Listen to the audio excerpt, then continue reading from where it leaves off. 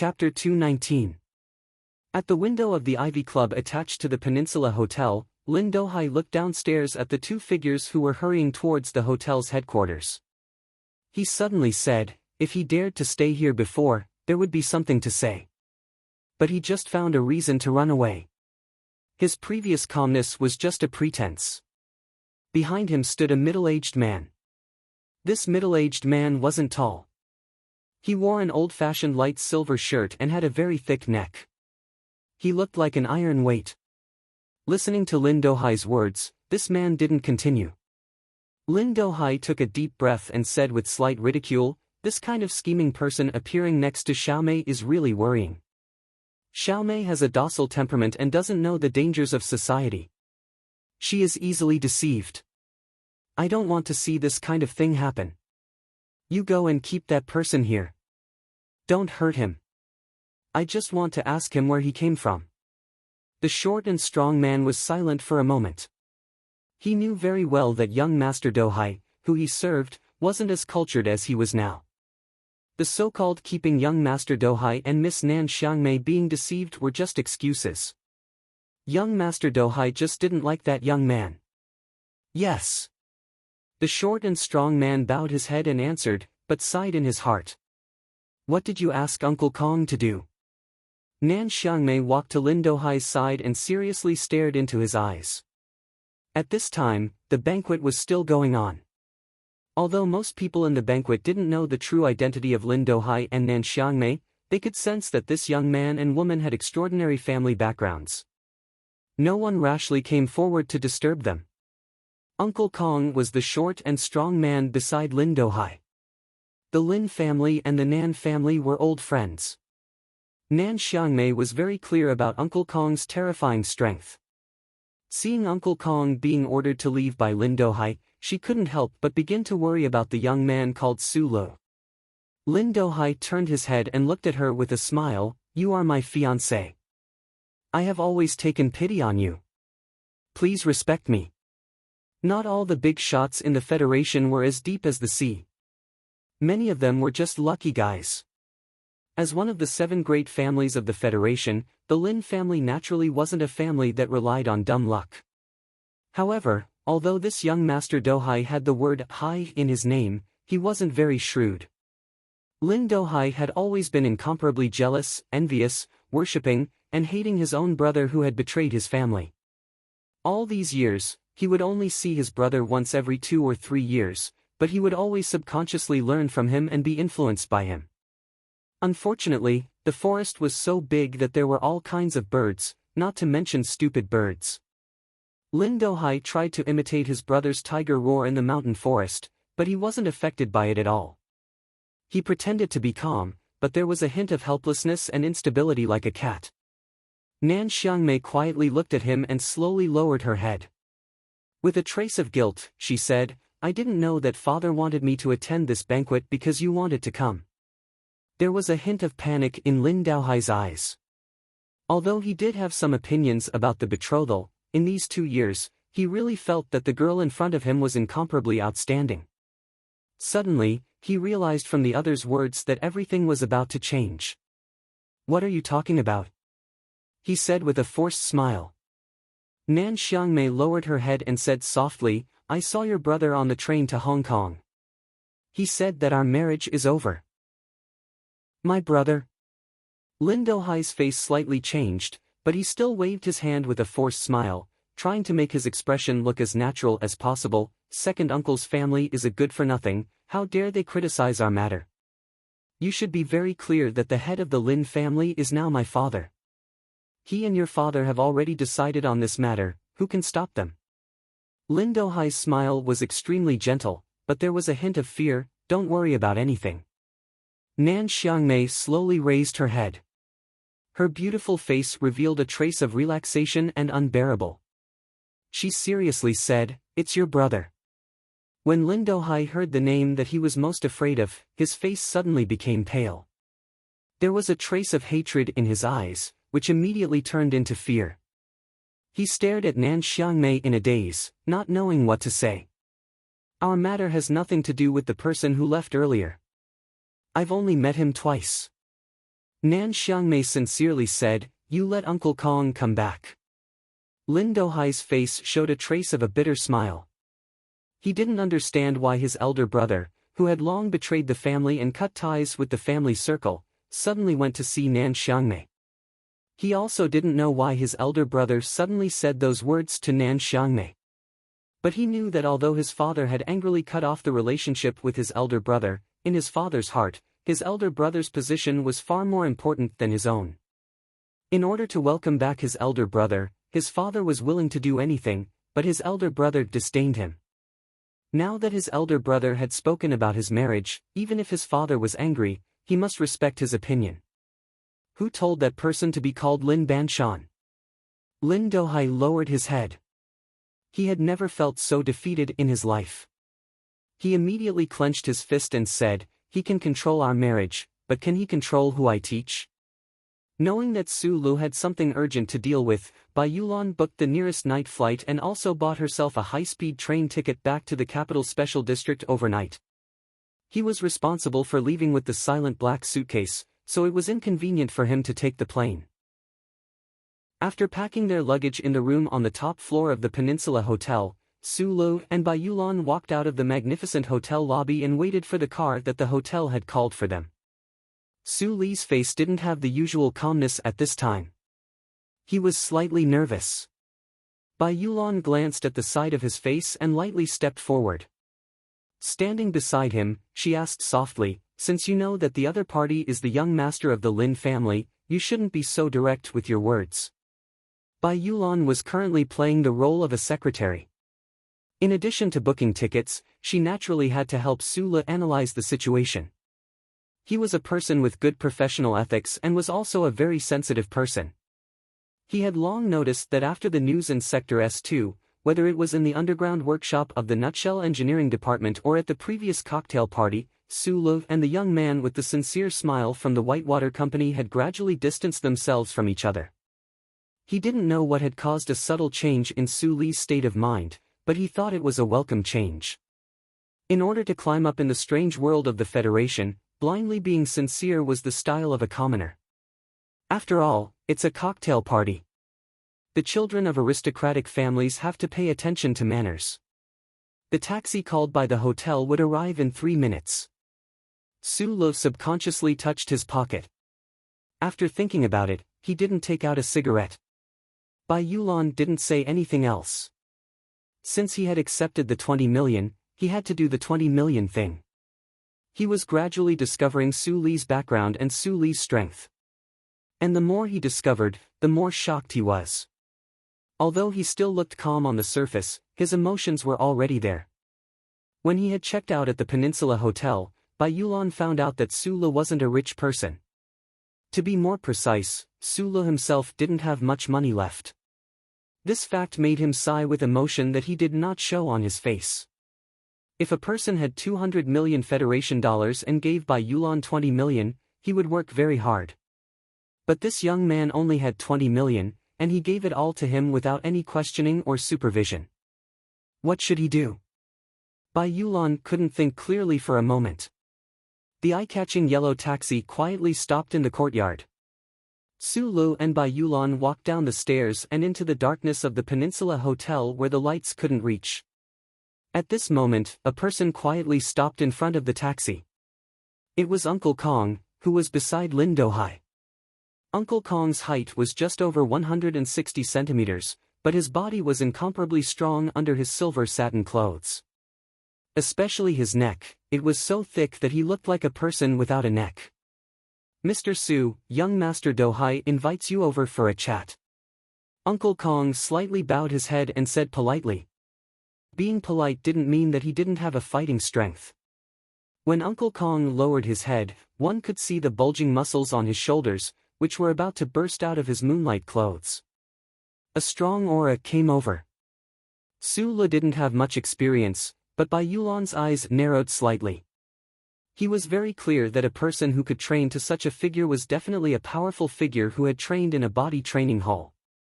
Bai Yulan quietly stepped forward and stood in front of Su Lu without a trace. Her right hand was still carrying the heavy black leather case. Su Li's eyes swept past Bai Yulan's lowered face and fell on Uncle Kong. He narrowed his eyes. Earlier at the banquet, he had noticed the presence of this person beside Lin Dohai. But now, he only remembered one sentence that the man on the train had said. That idiot Dohai. In the Federation, except for families like the Lees of Philadelphia, who were extremely powerful, the rest of the big shots were used to having a fierce bodyguard by their side. People like President Sieg, who were at the pinnacle of power, naturally had countless agents of the Special Task Force protecting them. Secular families like the Seven Great Families, on the other hand, trusted their own experts more. Like Brother Zheng, who was like an iron spear by Li Xiaodong's side, or Butler Jean, who Su Le had suspected many times but couldn't see through. Uncle Kong, who stood between them and the taxi, was undoubtedly such a person. Bai Yulan lowered her head slightly. Her steady right hand slowly left the handle of the case, and an extremely delicate knife slid out from her sleeve. She held it gently, as if she was holding a flower.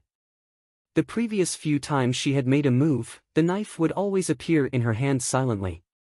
But today, she took it out directly, because she knew that it was meaningless to play tricks in front of this short person in front of her. Bai Yulan was very serious. Uncle Kong's eyes lit up. His two clumsy hands were exposed outside of the sleeves. He gently opened them, as if he wanted to grab a handful of the night wind and crush it. His surname was Kong Wu, and he was originally the personal bodyguard of Old Master Lin. But after the Lin families changed 12 years ago, Old Master Lin was so angry that he was bedridden and had not left the manor for many years. Now that the second generation of the Seven Great Families had appeared, young Master Dohai began to appear in public, so Old Master Lin sent him to protect his only grandson. In Uncle Kong's opinion, young Master Dohai had no merits compared to the other young people in the other families who were as cunning as ghosts. Just like the small conflict at the banquet tonight, for example, he lost his sense of propriety because of a woman.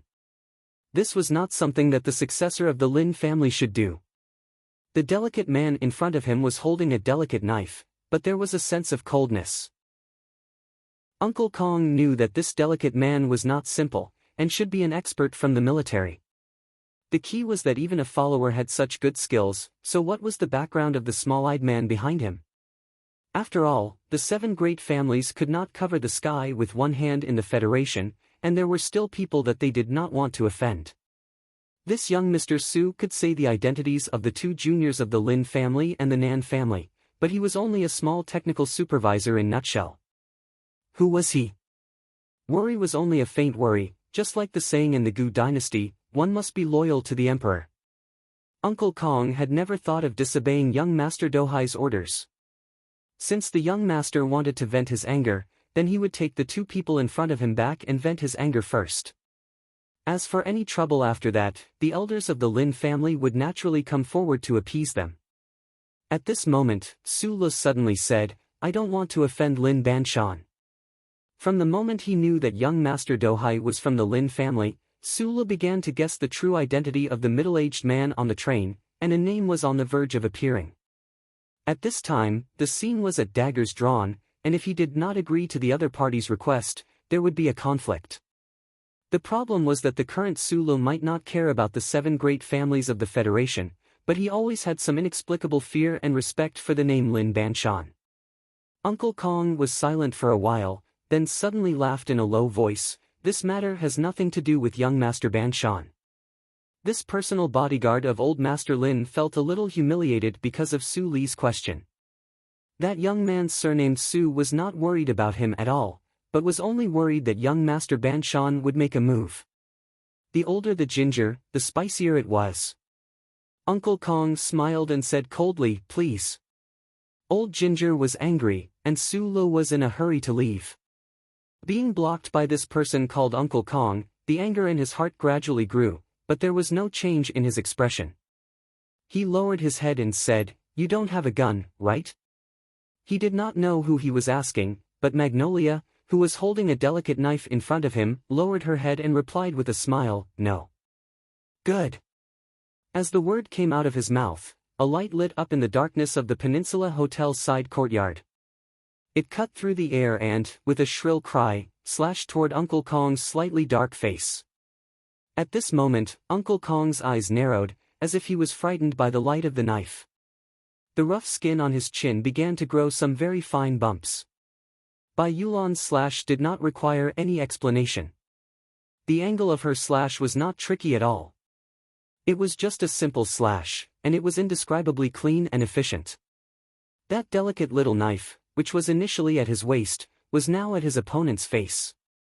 Uncle Gu narrowed his eyes as if he did not see the sharp knife at all. However, his right hand, which had been slightly open, had already turned into a tiger's claw. It tore the night wind in front of him and, like a mechanical arm, went up to meet the knife. His middle and index fingers were separated, like two iron bars. They pinched Magnolia's thin wrist fiercely, and were about to break the tendons and veins in his wrist. If these two fingers pinched Magnolia's wrist, he did not know if Magnolia's wrist muscles and bones would break, but at least for a short period of time, he would not be able to play with the delicate knife like he was picking a flower. A mistake at the beginning would lead to more mistakes in the future. Uncle Kong did not expect that this delicate man with a knife would be so open and aboveboard with his first attack.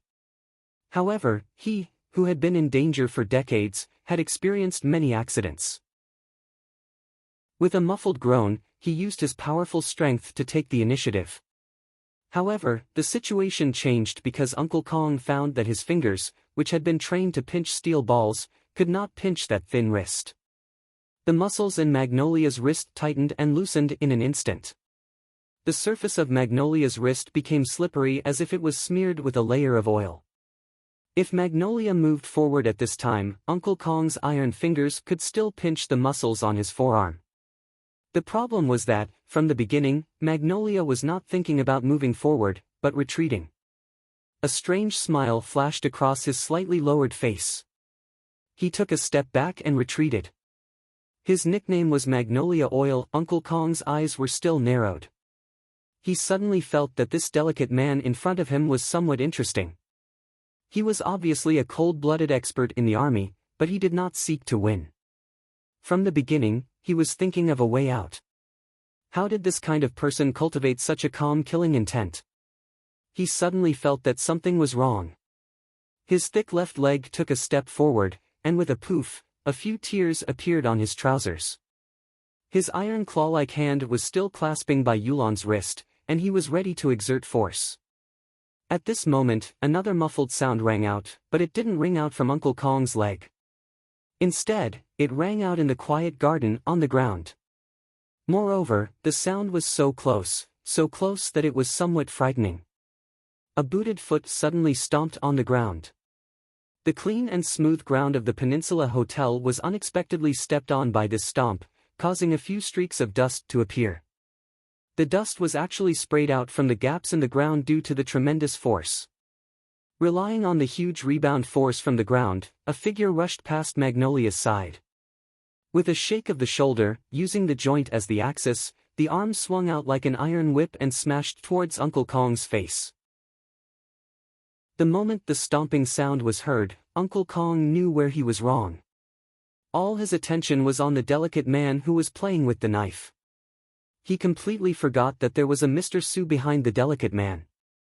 In his opinion, this Mr. Su was either a member of some family with a different surname, or the son of some big shot in the political world. Because of some hobby, he became one of those pale-faced, skinny researchers in the Nutshell Mobile Company. Who would have thought that this Mr. Su was actually so fierce? Su Li's body did not look very strong, but when he smashed down with his arm, his whole body looked so valiant. The young man was in a hurry to leave, to see the most beautiful new life in the world, but his path was blocked by someone. So he was angry, but he held it in. It was only when Bai Yulan made the first move that he quietly found the best opportunity to make his move. Under the night sky of Harbor City in July, his arm was like a meteor falling from the sky, as if it was going to burn everything. Chapter 220. Uncle Kong's pupils shrank as he felt a strong gust of wind blowing towards him. With a muffled shout, he clapped his hands together and released his grip on Bai Yulan's wrist in an instant. His right hand slashed out like a knife, knocking away by Yulan's other hand that was stealthily attacking him. Then, with a kick of his legs, he suddenly retreated backwards. In such a short period of time, he had made the most correct response and used his valiant strength to temporarily force Bai Yulan to retreat.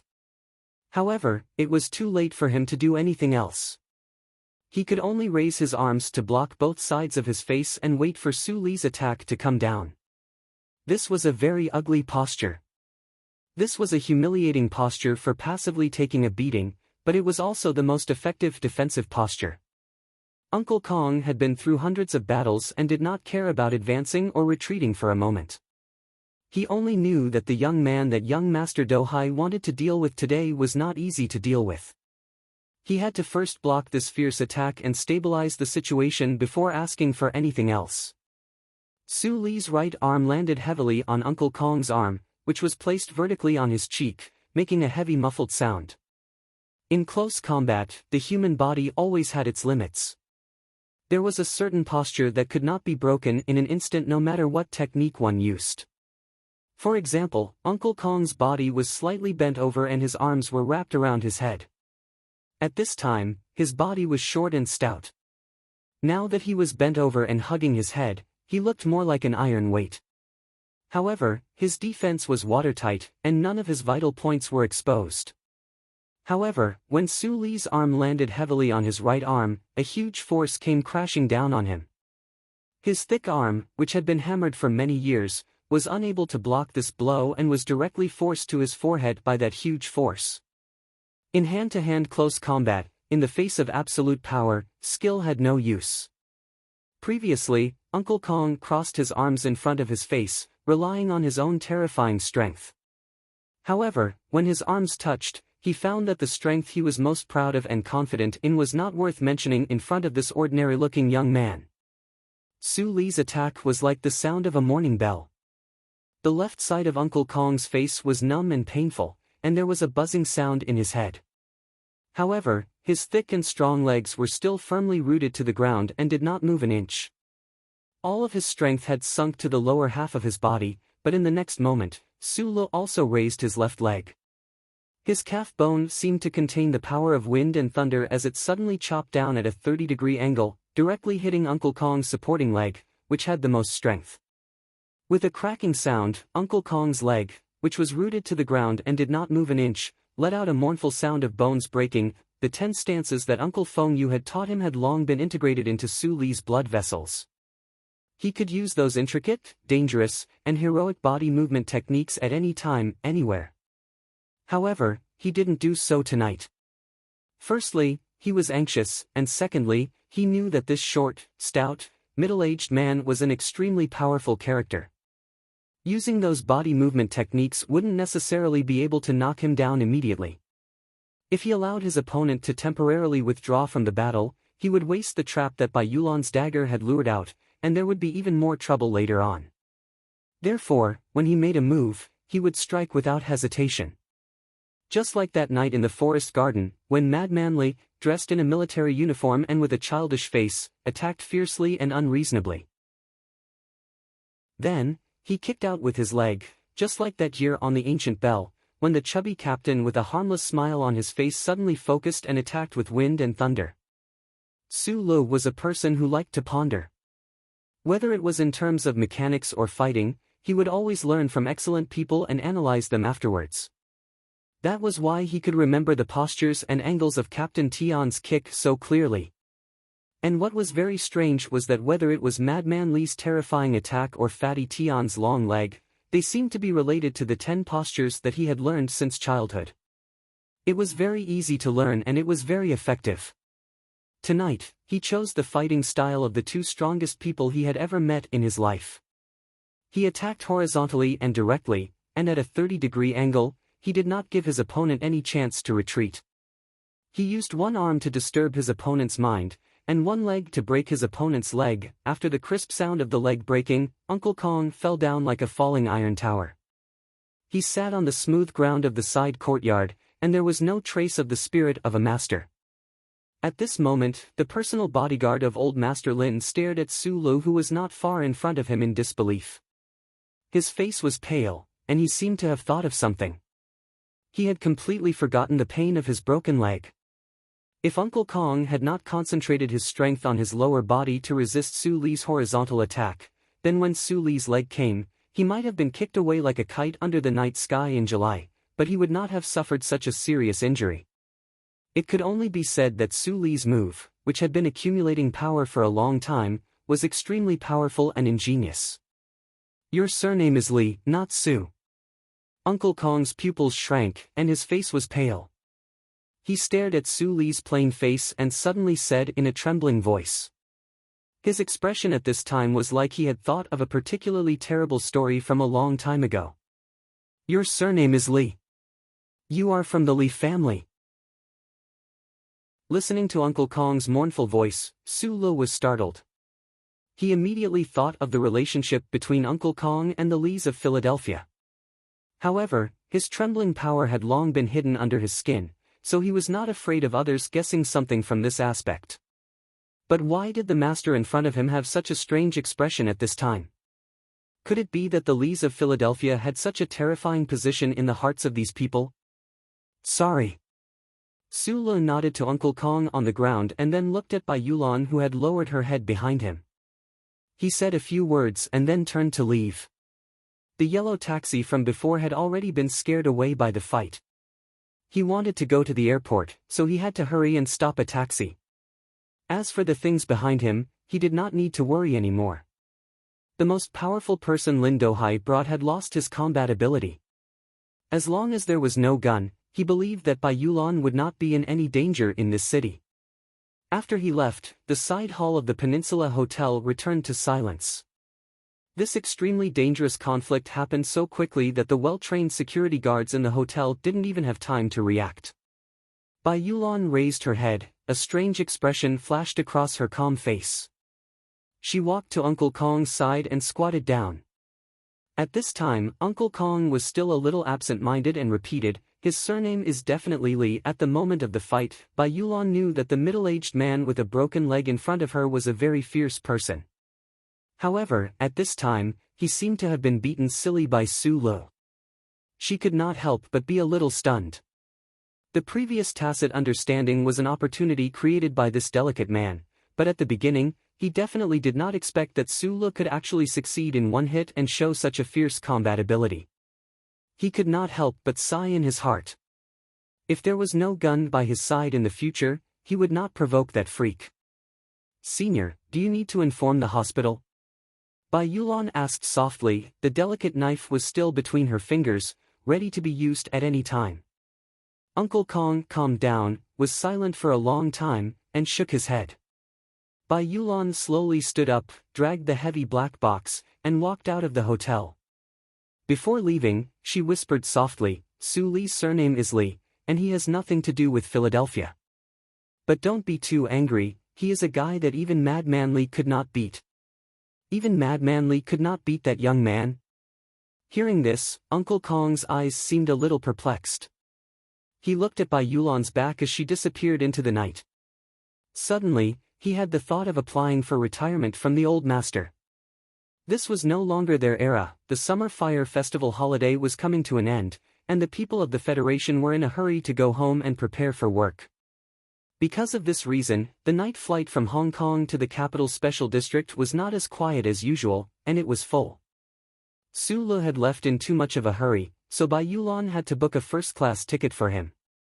Sitting in the spacious and comfortable seat, listening to the music and accepting the service of the delicate stewardesses, Su Li's expression was calm as he softly thanked them. He no longer had the youthful and uneasy feeling he had when he first arrived at the capital ring from the Eastwood region. His age had not increased by much, but his state of mind had changed a lot. This was probably the power of life. A movie about the Enterprise was playing on the screen, but for the first time, Su Lu did not look at the purple-haired girl. Instead, he turned his head to look out the window. He did not think about the conflict at the Peninsula Hotel, nor did he think about the MX Mecca that had made him forget to eat and sleep for the past few days. The plane gradually descended. The white windmills on the distant mountain ridge were incomparably clear under the moonlight. The windmills slowly rotated. Together with the light-absorbing materials all over the capital, they provided most of the energy required by the city. However, at this time, from Su Li's point of view, these rows of windmills were like incessantly fanning the wind, fanning the plane he was on toward its destination. This was a very cute and childish imagination, proving that Su Lu was in a very good mood tonight. He left the airport, used the little cash he had to rent a taxi, and drove directly to the Army General Hospital. Then, he saw Major Zhou Yu in the corridor, and this good mood was slightly interrupted. "I called you countless times 2 days ago, but I couldn't get through. What are you doing?" Zhou Yu looked coldly at the sweaty Su Lu, and his tone was not polite at all. Unlike in front of the Linhai nightclub or the tea house, Major Zhou's words were more direct and matter-of-fact. Su Lu was stunned. For the past 2 days, he had been busy in the Nutshell's underground backup storage room. His mobile phone signal had been blocked, so naturally, he could not receive the phone call from the capital. If it had been in the past, perhaps he would have felt displeased in the face of Zhou Yu's tone. However, at this time and place, this officer was using the tone of a brother-in-law lecturing his brother-in-law to lecture him. He could not express any opinion. Walking into the ward and seeing the slightly haggard girl on the snow-white bed, Su Lu subconsciously softened his footsteps. The lights in the ward were not turned on. Zhou Yu was staring blankly out the window. In the dark blue night sky, there were occasional streaks of light that flashed like flowing flames. Su Lu walked to her bedside and lowered his body to look at the sleeping newborn.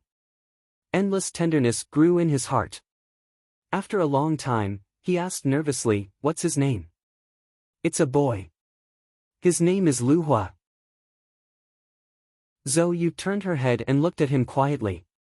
She replied with a smile. Chapter 221.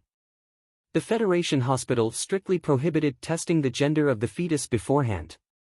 Although not many families cared about this issue now, this rule, like the first charter, had been strictly enforced since many years ago. No medical institution dared to violate it.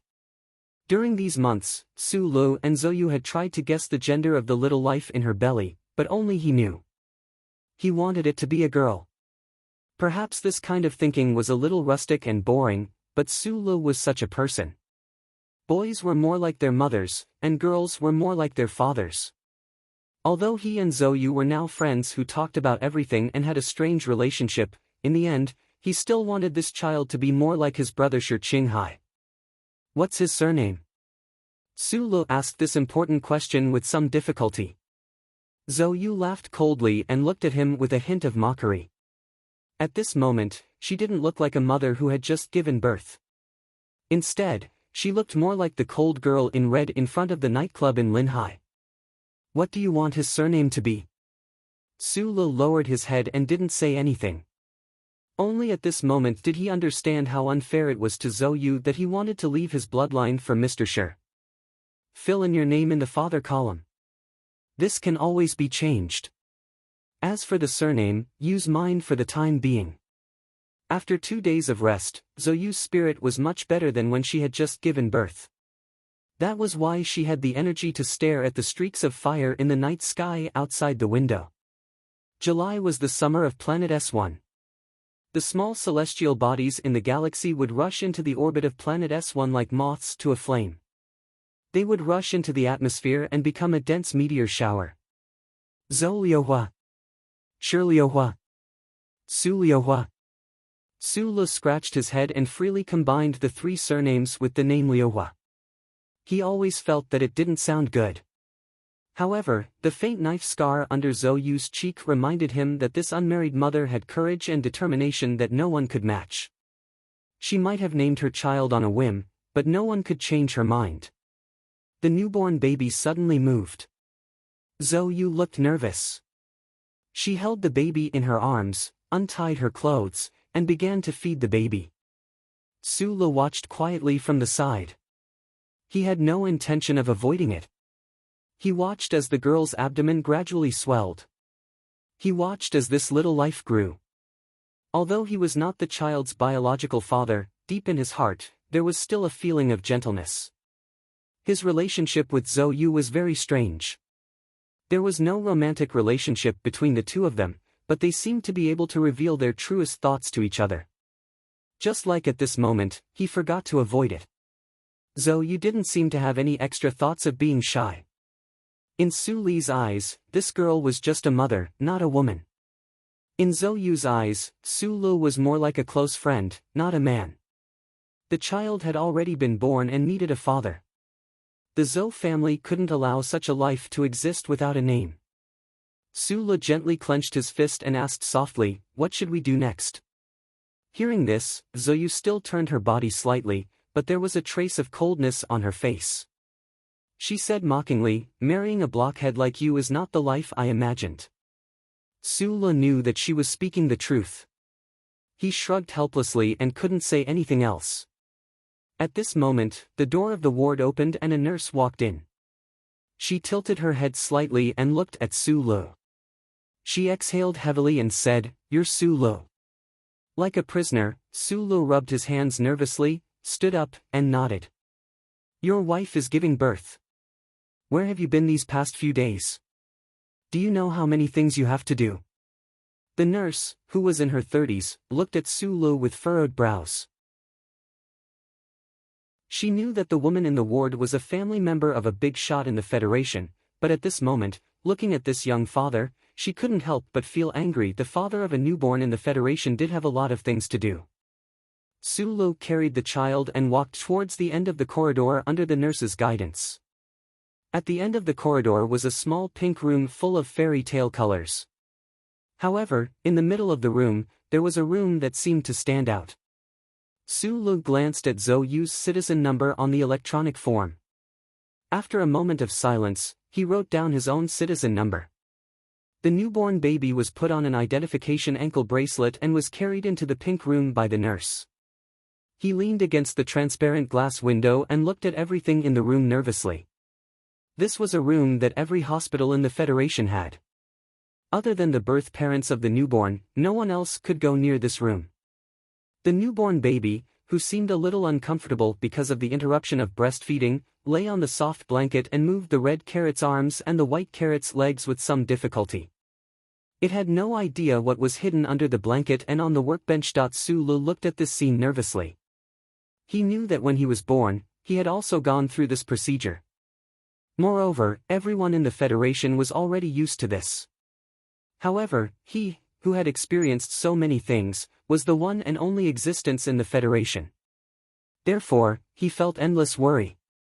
Time passed very quickly. The newborn, who had been named Lu Hua, was carried out by the nurse. Su Lu immediately looked at the skin on the back of the little guy's neck. However, he did not see any wound. He hugged the child tightly, as if someone wanted to take him away. The child started crying. Su Lu hugged him even tighter. He stared into the nurse's eyes and said, "Why is he crying?" "Because you are hugging him too tightly." The nurse looked at him unhappily and said, "Go to the police station for a microchip verification within half a year. Then register your name." Su Lu asked curiously, Are you also a staff member of the Bureau of Proclamation?" The nurse ignored him. Su Lu could only carry the child alone and walk along the long corridor to the ward. He knew that Lu Hua, who was in his arms, was already different from when he was born. A brand new microchip had been implanted behind his neck. Su Lu subconsciously felt a chill. He felt that a certain part of his neck was starting to heat up. Back in the ward, Zhou Yu did not feel anything strange. In the Federation, everyone would be stabbed when they were born. This was just a more common saying. In reality, no baby would feel pain. Probably only Su Lu, who had been brought up by Uncle Fengyu, who was a freak who could replace the microchip behind his neck, would be so nervous about such a thing. The ward was still dark. Zhou Yu hugged the child and lay on her side quietly. Su Lu sat beside her. After a long silence, Zhou Yu suddenly said in a low voice, "I don't know if that person is still alive." Su Lu knew who she was asking about. Perhaps Zhou Yu and Shi Qinghai did not have any feelings for each other. However, she had a child now. An unmarried mother who had just given birth was the most sensitive and vulnerable time. Su Lu looked at the girl's messy hair. Suddenly, his heart ached. He said very seriously, "Don't worry. I will find him. Trust me." July's Lu Hua, a blind date. Zhou Yu looked at the Lu Hua outside the window. It was not for the man she had met in the Golden Wind, nor was it for Su Lu, nor was it for Tai Ziyuan. She did not know why, but she suddenly felt like crying. Chapter 222. The air conditioning system in the ward kept sending cool fresh air into the room. The night sky shone in through the window. Su Lu sat quietly on the other side of the bed. He smiled and thought to himself that she was indeed the daughter of a minister. The delivery room actually had a hint of nature. Zhou Yu's back was facing him now. The soft silk blanket was draped around her waist. Her hair, which was like a waterfall in the past, had already turned back to black. It was carefully tied up and draped over the snow-white pillow. The contrast between black and white revealed a trace of quiet elegance. Su Lu looked at her and thought to himself that this was her true age. It was just that she was so young, but had already become a mother. He could vaguely feel that the other party's feelings were somewhat complicated. Unable to see the girl crying silently, Su Lu felt a little tired after the joy. He curled up in the chair and carefully placed his feet by the metal railings under the bed. His fingers slowly and subconsciously touched the back of his neck. Previously, when he had carried Lu Hua to that room, he had been a little nervous. Even now, he still felt that it was a little strange. 2 years ago, in the forest in the suburbs of Heshi region, under the invasion of the heavy rain, he had replaced the chip at the back of his neck. That kind of heart-wrenching pain was still a little frightening when he thought about it now. Why was Lu Hua still able to sleep so soundly just now? Could it be that it was just a problem with the device? Thinking about these things, Su Lu felt as if there was a piece of lead hanging on his upper eyelids, slowly lowering them. At this moment, he heard Zhou Yu, whose back was facing him, suddenly say lightly, "In the past, I was a little willful towards you. Actually, you and I both know very well that you had nothing to do with this matter at all. But you really helped me a lot." Her white jade-like face was stained with blood. Zhou Yu's attitude of giving birth to a child out of wedlock at all costs was the fundamental reason why she was able to keep the child in her womb. But at the beginning, if she had not met Su Lu, and if Su Lu had silently and embarrassedly taken up the blame that was painted black, the pressure on her family would have been much greater. She might even have given up on this little life at an early stage. "I was thinking that I've always owed you a thank you." Zhou Yu quietly leaned against the pillow and stared at the newborn in her arms without blinking, as if she was afraid that if she closed her eyes, the child would disappear. After a moment of silence, she said, "Don't say that Shi Qinghai is the one who should thank you. This child has nothing to do with him. I've almost forgotten what he looks like. Don't always mention him and make me upset." Su Lu slowly opened his eyes and looked at the girl's back. After a moment of silence, he smiled. "What were you doing 2 days ago? Why couldn't I get through to you?" Major Zhou Yu had asked the same question earlier in the corridor, but he had used a questioning tone. Zhou Yu knew that this matter had nothing to do with Su Lu, so she just asked casually. "I made a trip to Hong Kong. The Nutshell Engineering Department was looking for me." Su Lu had told Zhou Yu about the Federation's new mecha after Professor Shin's death. He had even chosen this method under this girl's suggestion. Now that the situation had developed to another stage, Su Lu really needed Zhou Yu's political sensitivity. However, thinking that she had just given birth, he resisted the urge to ask. The child had come to this world a few days earlier than expected. The birth was smooth, and both mother and child were safe. From the moment Zhou Yu's labor pains started, she thought of the young man who always gave her the feeling of trustworthiness. At that moment, she did not even trust her family. The first thing she thought of was Su Lu. This kind of trust and reliance was probably built up during her most helpless moments. She knew Su Li's personality, so when the call did not go through, she knew very well that something very important must have happened to Su Lu.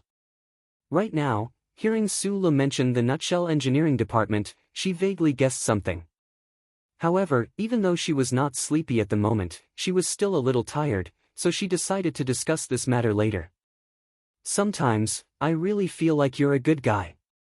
Zhou curled her body slightly, her back facing him, and said sarcastically, no woman would like this kind of personality. Having lived together in the apartment for so many days, Sulu had long gotten used to Zhou's sharp and merciless tone. Hearing these words, he was somewhat unnaturally reminded of the girl he had met in Hong Kong, Nan Xiangmei. That beautiful and quiet girl seemed to have some feelings for him. He scratched his head awkwardly. He felt that this thought of his was a little unbelievable, and laughed self-deprecatingly. There's actually a sense of pride in your laughter. Zhou gently stroked the newborn's soft head, turned around curiously, and said with a frown, looks like your personality has changed a lot. What happened? The delicate secretary Bai had also keenly noticed this before. Unknowingly, Su Li's personality had indeed changed a lot compared to when he first came to the capital ring, but what really made him take off his mask and become more and more like an orphan of Donglin were a few things that had happened recently. In the past, he was most afraid of the omnipotent federal central computer of the Bureau of Proclamation, but now, that great existence seemed to have already invaded his brain, and did not ask the Federation government to arrest him. On one hand, it could be that the charter still did not recognize his original identity, and on the other hand, it could be that the other side had some kind of goodwill towards him. Sulu would think about these fairy tale-like benefits, but he also knew that he was already a dead horse.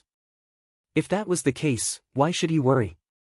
Then there was the terrorist attack at the concert, the MX Mecha in the engineering department, and that extremely arrogant back view of Lin Banshan on the train, which instead made him seem incomparably open-minded, and as quiet as the sky.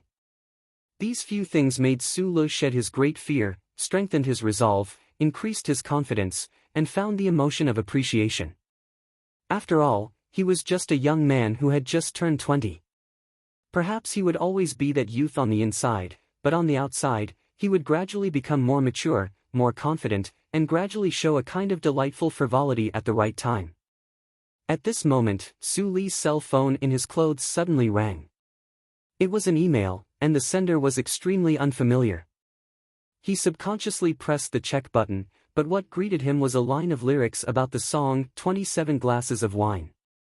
He abruptly stood up, his gaze moving from the phone to Zhou's face, and quickly left the ward.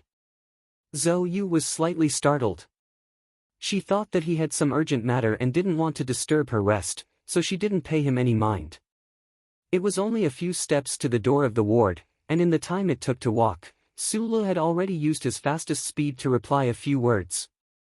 He was worried that the other party would be like in the past, discarding a number in a few seconds and then never being able to find him again. His reply was very simple, but he believed that he would definitely be able to contact the other party again.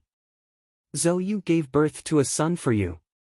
Standing in the dim light outside the ward, the cell phone in his hand never rang again. Sulu knew that the rascal prince must have disappeared into the sea of people in the Federation again. He couldn't help but feel a faint sense of loss. When he thought of Zhou and the newborn in the ward, he felt even more resentment towards the other party, but he immediately understood that this resentment was completely unreasonable. As long as the Bureau of Proclamation didn't actively track down Shi Qinghai, no one would be able to find him. The handsome man who always made him extremely dirty had graduated from the first military academy with the highest score, and had undergone dual professional training from both the anti-government army and the Federation Investigation Bureau. This kind of person could always become a shadow if he wanted to, and could only be vaguely felt, but could never be found.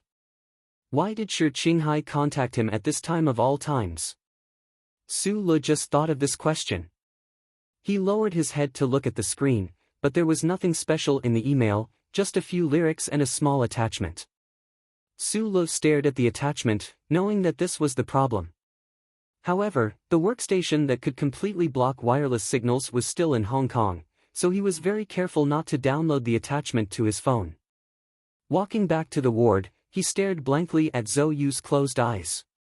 Looking at the girl's slightly chubby, pale, and haggard face, he didn't know if he should tell her that the child's father had appeared again. S1 was a port city in the southernmost part of South Kazhou.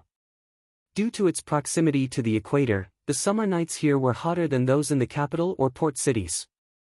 Fortunately, this small town had a sea breeze all year round, and there were no rows of tall buildings that concealed the heat. Therefore, the night in this small town had a faint trace of sweet coolness that penetrated the heart and lungs.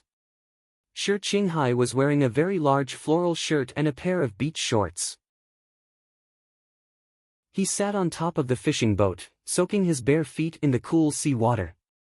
He was smoking while squinting his eyes at the faint lights in the distance. He influenced Su Lu to smoke, drink, and listen to ancient songs. Su Lu also influenced him in some aspects. For example, when thinking about things, they both liked to squint their eyes to the extreme. However, when Shi Qinghai squinted his peach blossom eyes, he looked even more charming. If a woman saw this, she would probably faint. Only 2 buttons of his shirt were buttoned, revealing Shi Qinghai's bronze chest. Life by the sea was very peaceful and clean. Therefore, he was cleaned up by the sea breeze and the sea rain. He looked even more refreshing and charming than when he was in Linhai. There was no fire on the fishing boat. Shi Qinghai found this semi-abandoned place in the HTD Bureau's files. He had been there for 2 days and 2 nights. The Federation strictly prohibited the killing of wild animals, but it didn't seem to have much compassion for the fish in the water. Shi Qinghai used to use a mocking tone to criticize the profession of his teacher. He also wondered if one of the members of the 5-person team was too fond of eating fish. Thinking of the chubby and cute teacher who jumped off the building, Shi Qinghai frowned slightly. He blew a puff of smoke. The ashes of the cigarette fluttered in front of his eyes and slowly fell into the dark abyss-like sea. The cigarette butt between his lips lit up a little. With a soft sound, he threw a metal mobile phone into the sea. After doing all this, he still didn't get up. Like a child, he happily soaked his feet in the sea with an innocent smile on his face. After a long time, the cigarette between his lips burned to the end. Shi Qinghai put it out with 2 fingers, took it down, and carefully put it in the backpack beside him. When it came to details, as a professional, he would never be careless. The mobile phone that he bought on the street couldn't find any clues, but the saliva left on the cigarette butt could be found. Even if he threw it into the sea, it still wasn't safe. He stood up from the fishing boat, but his movements were slightly uncoordinated. He looked down at the wound on his left leg that was gradually healing. He secretly prayed that the blood from a few days ago had been cleaned up. Limping into the quiet cabin on the fishing boat, Shi Qinghai moved a chair and sat down. Under his feet, a man was lying on the ground. There were no fatal wounds on the man's body, but his clothes were badly damaged. A towel, which was almost unrecognizable, covered the man's face. The slightly cold sea water was sucked up from the sea by a thin pipe and was constantly pouring on the towel. This was the most notorious water torture of the Federation Investigation Bureau. On the one hand, it could avoid the angry members of the Federation Management Committee who waived the Human Rights Charter, and on the other hand, it could cause great harm to the person being tortured. Shi Qinghai had already become a wanted criminal in the Federation. Naturally, he didn't care about the members of the Federation Investigation Bureau and human rights like he did in the Federation Investigation Bureau. He chose to use this method to extort a confession purely because there were only a few simple things that could be found in the abandoned fishing ground. The seawater and the towel were extremely simple, but also extremely cruel and beautiful. The seawater kept flowing, and the man under the towel kept twitching.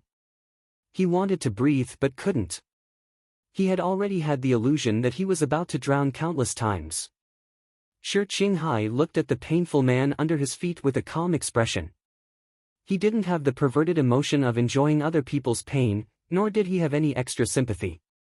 After the interrogation of the middle-aged man in the synthetic sweater in the apartment, it was obvious that Senator Macklin's office was alerted. All the people who were in contact with the middle-aged man strengthened their own protection. The man under his feet was actually an important person who secretly provided some dark services for Senator Macklin. Of course, he had never seen Senator Macklin's face. He had only seen the middle-aged man. Shi Qinghai had planned to wait for a while in South Kazhou before making his move. However, the concert attack suddenly happened, and the entire Federation felt a little restless. He knew that Macklin had sped up and he couldn't wait any longer, so he took the risk of kidnapping the man. However, facing the opponent's well-prepared defense system, he still suffered some injuries. He pulled the towel off the man's face and kicked open the water pipe. The man finally came into contact with the air. He took a deep breath as if every breath he took was the last one in his life. His face was deathly pale, and the corners of his eyes and lips were swollen from being soaked in seawater.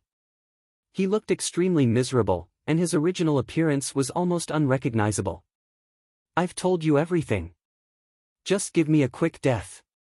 This kind of professional never expected to live in front of Shi Qinghai. Shi Qinghai didn't pay attention to him. He just packed his luggage, walked to the side of the fishing boat, and pulled open the almost rusty connecting valve. The man lying in the pool of water showed endless fear in his eyes. He knew what Shi Qinghai was going to do. The fishing grounds in South Kazhou were long gone, and it wasn't a famous beach in the Federation. In this vast sea, there were basically very few ships passing by.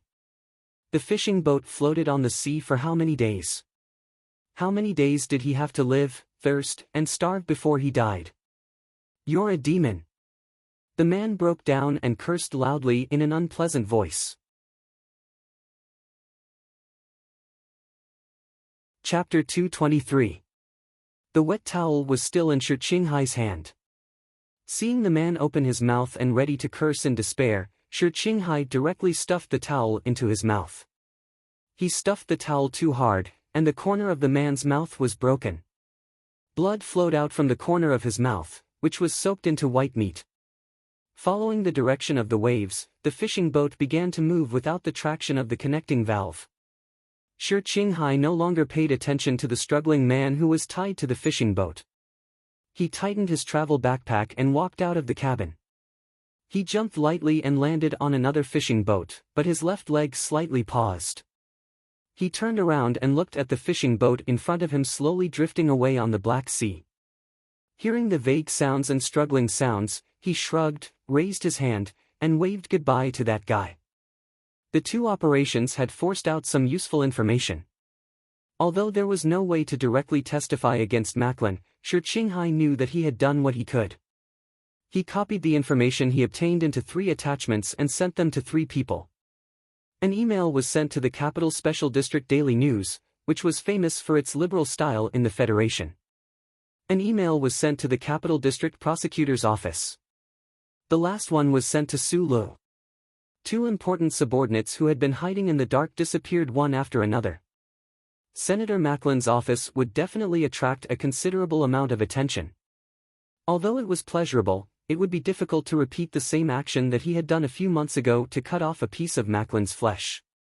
Shi Qinghai knew that the fishing boat that was gradually moving away should be his last action. He narrowed his eyes. He had done what he needed to do. Now it was time to see the reaction of the Federation government and the big shots. Jumping from one fishing boat to another, he walked in the direction of the land. He gently hummed a tune, forgetting about the injury on his leg. He was in a very good mood. The travel backpack on his back was swinging. Together with the flowery shirt, beach pants, and the pair of sneakers that were stained with seawater, he looked like a backpacker who was greedy for the sea at night. He was a tourist, an avenger walking in the night. Tens of billions of people in the Federation were moved by Medellin and trusted that person. There were people in the Federation who supported Medellin. There were also people in the 7 great families who cooperated with him.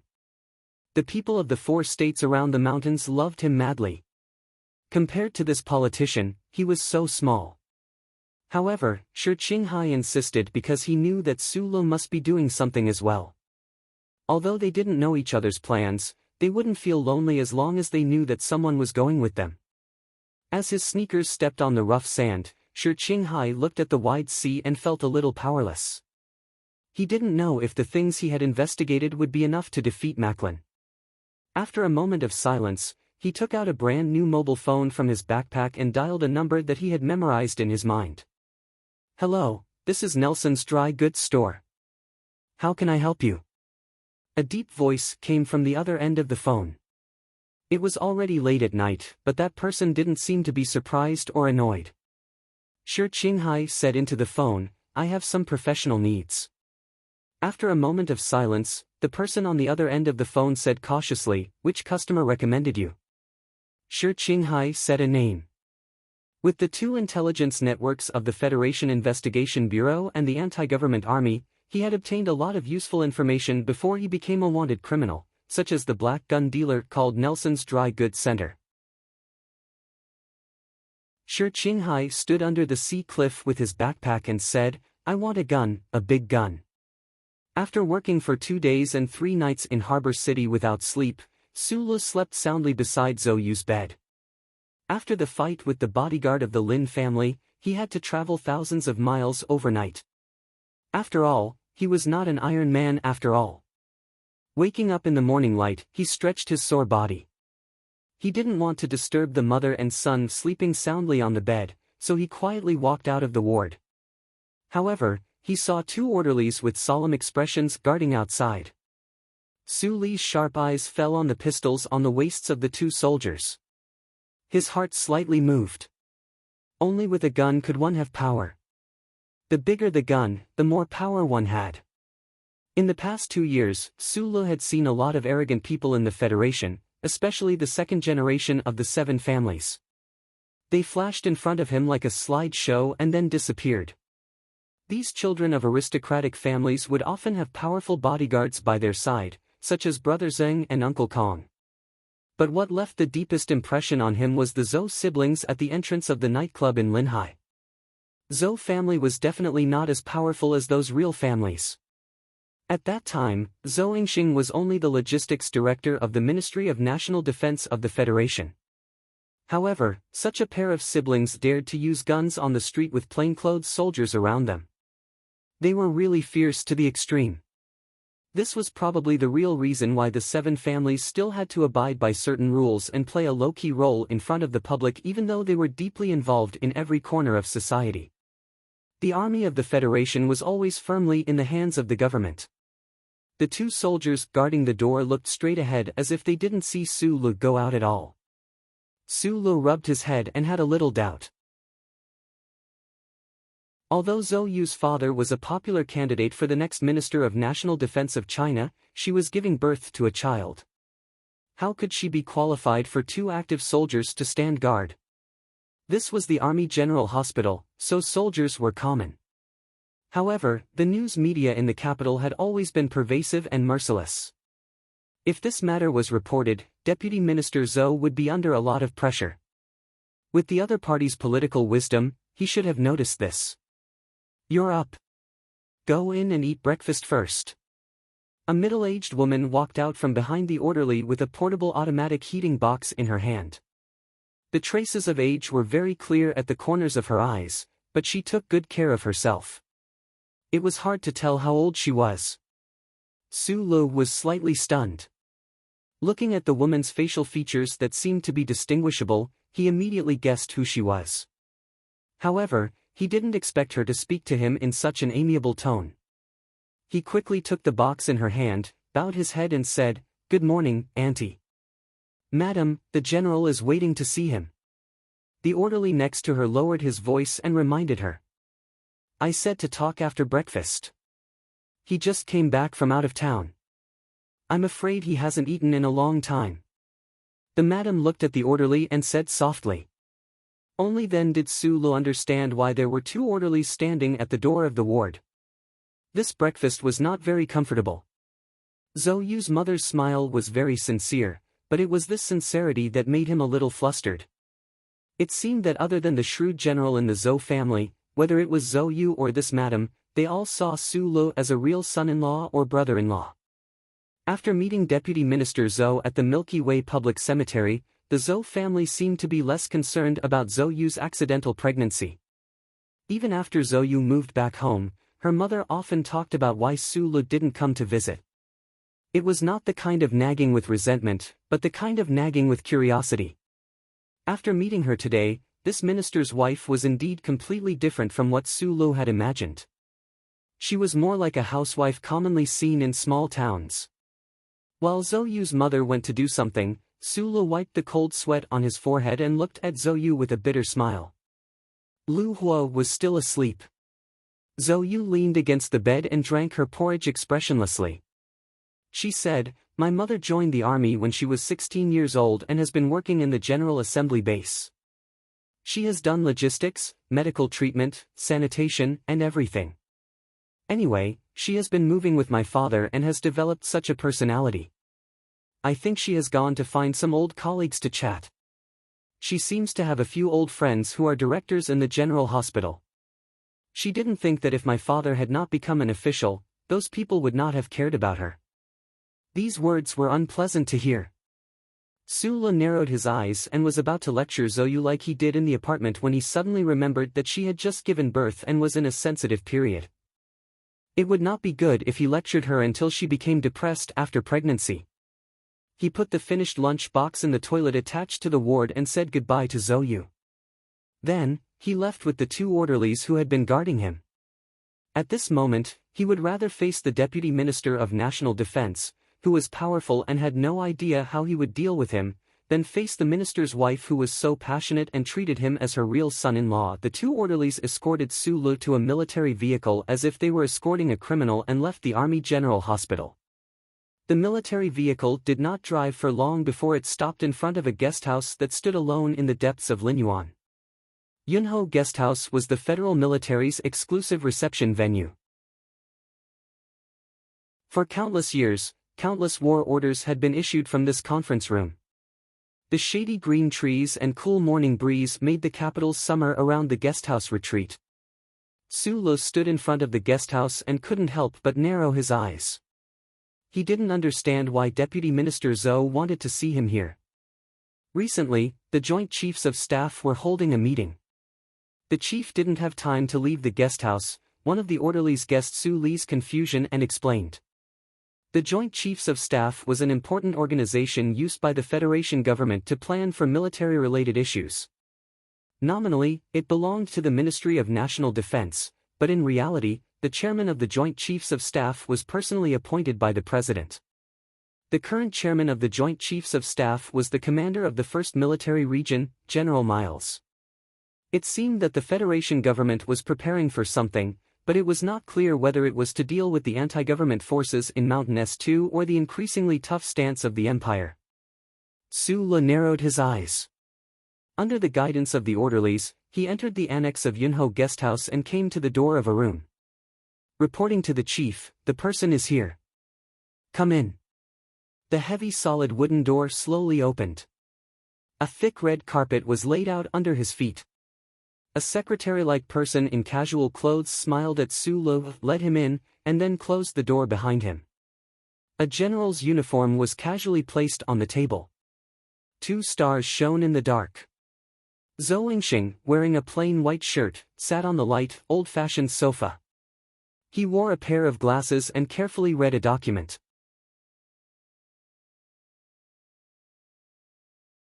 Chapter 224. He had no desires, so he was strong. If he did not have a guilty conscience, he would be able to sleep peacefully even if the cold wind hit the iron door in the middle of the night. The mother and daughter in the Army General Hospital might be pitiful, but this had nothing to do with Su Lu. It could even be said that the role he played in this matter was very commendable. The general on the sofa knew this very well, so logically speaking, Su Lu should not feel nervous or pressured when facing Zhou Yu's father. But when he walked in front of the sofa and silently saluted, he still felt that in this spacious and somewhat simple room, the thick red carpet under his feet and the yellow wallpaper on the walls still made him nervous. It was a bit like the feeling he had when he saw Lady Tai for the first time at the back of Macho Mountain, but today, this feeling was more real and more realistic. The general who sat firmly on the sofa had white hair. In a place like the Cloud Queen Hotel, which was filled with the aura of a soldier, he looked very dignified without being angry. The Deputy Minister of Defense was an important cabinet member. In the political system of the Federation, he was also a very important person. But in terms of real strength, he was actually far from being comparable to the president of the same rank, or the three-star female general of the Federation Space Fleet. But Deputy Minister Zhou on the sofa was different. At the beginning of the year, there was an assassination at the Linhai State Gymnasium. Deputy Minister Yang Jingsong committed suicide. In order to calm this political storm and to answer to the Tai family, Zhou Yingxing took advantage of the situation and sat in this position. Because of political factors and the exchange of interests, it was very difficult to get respect in a place like the federal military, which was based on seniority. But after only half a year, he began to steadily exert his influence in the military. This general's ability under his quiet appearance was evident. If that was all, it would be fine, but the problem now was that everyone knew that after this year's presidential election, if Senator Pabre was successfully elected president, the man on the sofa would become the Minister of Defense. Only one word was missing. Unless a great war broke out and the president put on the marshal's uniform, he would become the supreme chief of the federal military in name. Su Le stood quietly in front of Zhou Yingxing. Zhou Yingxing seemed to be dealing with an urgent document, or perhaps he just wanted to leave the young man hanging.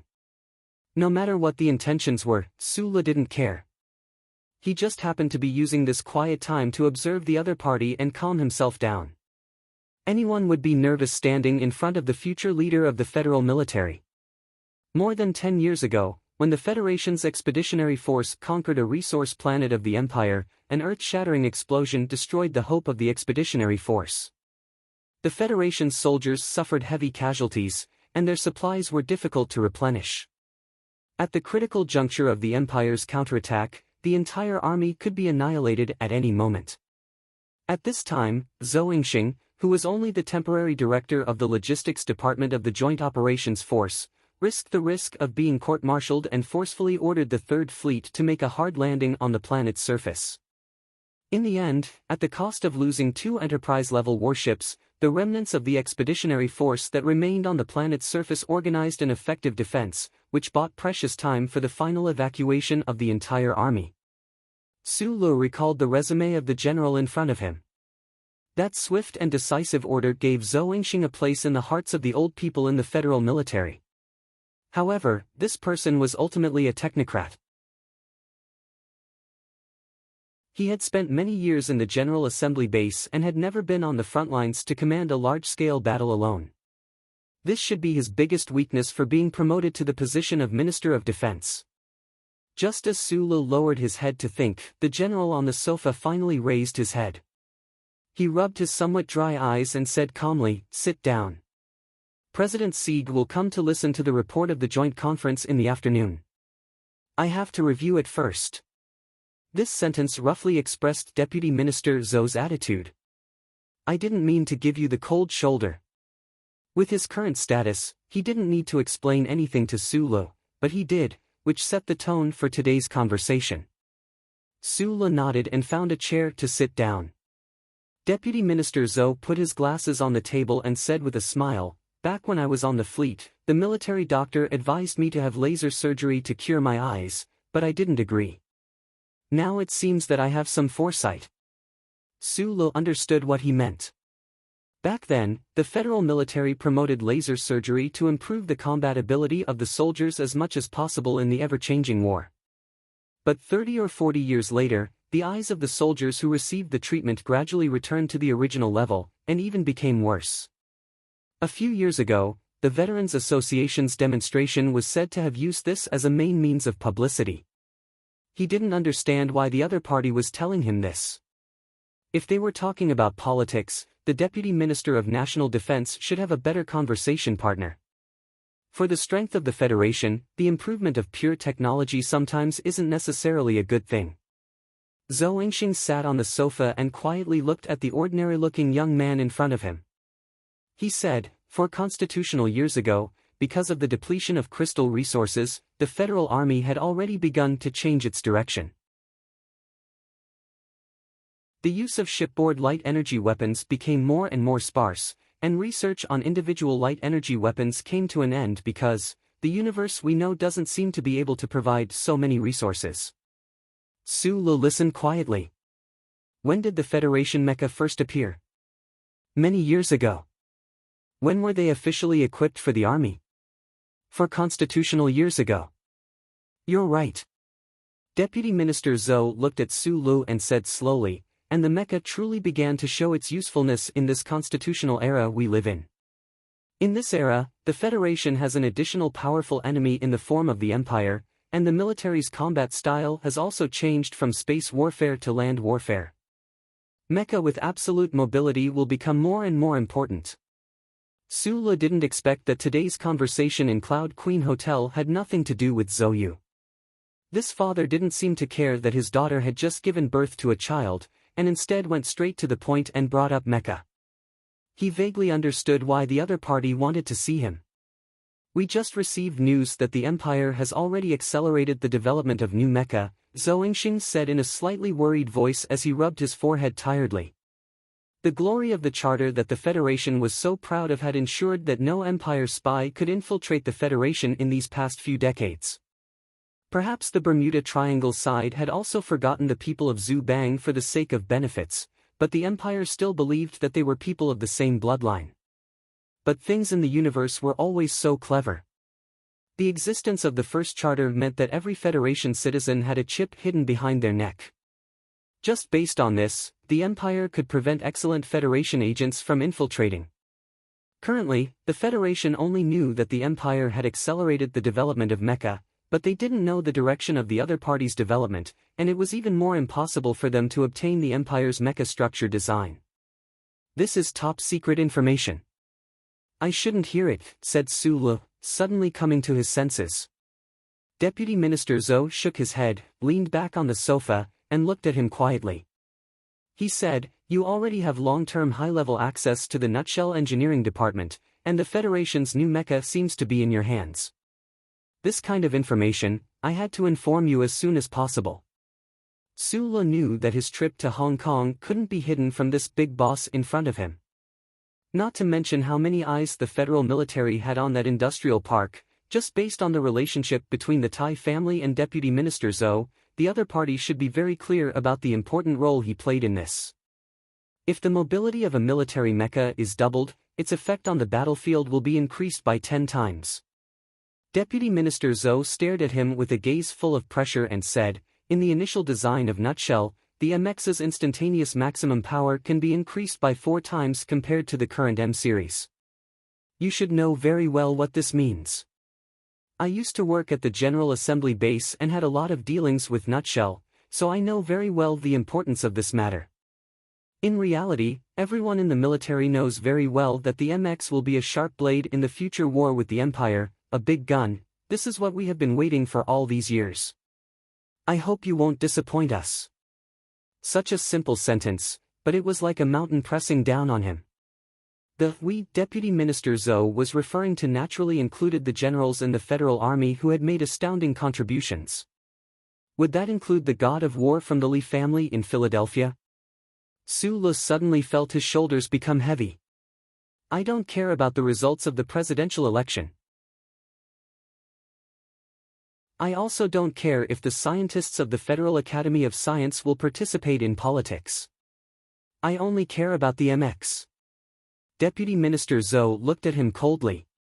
"I am a soldier. As long as this mecha can be developed, no matter if it is the Ministry of Engineering or the Academy of Science, I will be grateful to them." Su Lu knew that the words of the general in front of him were somewhat sincere. If they were true, a trace of respect involuntarily rose in his heart. There were many heroes in the Federation, especially in the military.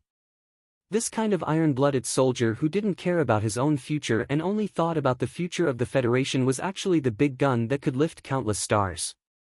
He lowered his head. He knew that perhaps Zhou Yu's father didn't know that he had previously tampered with the core data, but in today's meeting, the other had habitually started to beat him up, warning him not to make any mistakes on this important issue that concerned the future of the Federation. "I will make the best use of my time." Su Lu raised his head and looked seriously at the general's slightly tired face. "You should stay in Whitewater for now. Deputy Minister Zhou instructed. Later, the secretary will leave you a phone number. In these next few months, if you have any problems, you can ask him to help you." After a slight pause, this big boss of the Ministry of Defense narrowed his eyes and said, "This is a confidential matter of the Federation. You can apply for a sum of money from the Ministry of Defense. Don't reach out to the Lee family's seventh brother anymore. That family of businessmen." The evaluation stopped there, but there were still many unfinished words. Sulu lowered his head slightly and sighed in his heart. He knew that from today onwards, he was considered to have truly become a soldier of the Federation. He suddenly raised his head and asked, "Is the joint conference these past 2 days related to the terrorist attack at the gymnasium? Is the Ministry of Defense preparing to restart the delayed spring offensive?" Deputy Minister Zhou's gaze scraped across his face like a knife. After a moment of silence, he lowered his head and said, "This is not something you should be asking." Sulu pressed lightly on his phone through his clothes and suddenly said, "I think that incident was done by Senator Macklin."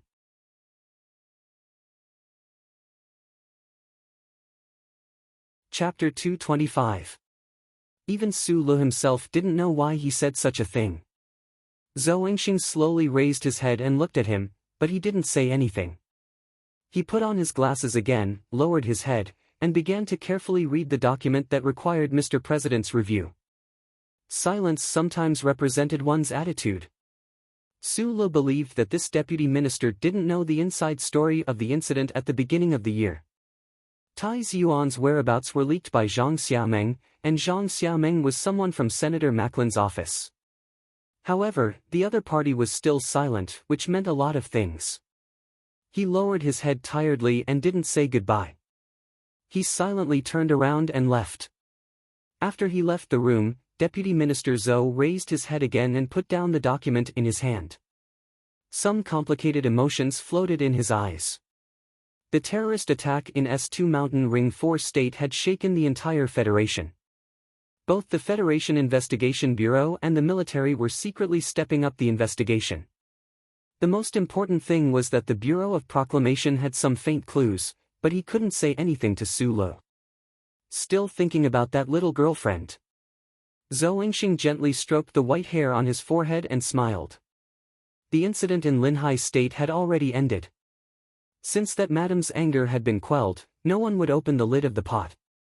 Although that incident might be related to Senator Macklin's office, the real assassins were indeed Deputy Minister Yang and the hot-blooded soldiers of the 2nd Military Region. No one could completely figure out what Councillor Macklin was thinking about in this matter. It didn't make sense to say that Senator Macklin wanted to go against the Tai family. This included the terrorist attack this time. That old man was a very politically intelligent person. Making a mess in the Federation and increasing the conflict between the Federation government and the anti-government army was not in line with his long-term interests. Deputy Minister Zhou rubbed his forehead tiredly. He felt that although Sulu was calm, he was still too hot-blooded and had too many hot-blooded habits. His words were too irresponsible. However, why did this little guy remind him of this? Did he find some clues? He closed his eyes and muttered to himself in a voice that only he could hear, "A soldier can have his own thoughts, but an army can never have its own thoughts. Sulu, you must understand this in order to become a true soldier of the Federation." Macklin was like those perfect political figures who had appeared in the history of the Federation. He was always able to distance himself from all the dark incidents that happened in front of him. Even if there were people who doubted him, they could only remain silent in the face of his high reputation and qualifications, and in front of the voters who supported him. After Sulu had said those words earlier, he knew that they wouldn't have any effect. The higher the position of an important person, the more careful they would be when expressing their opinions. In a situation where there was no concrete evidence, no one would express biased emotions.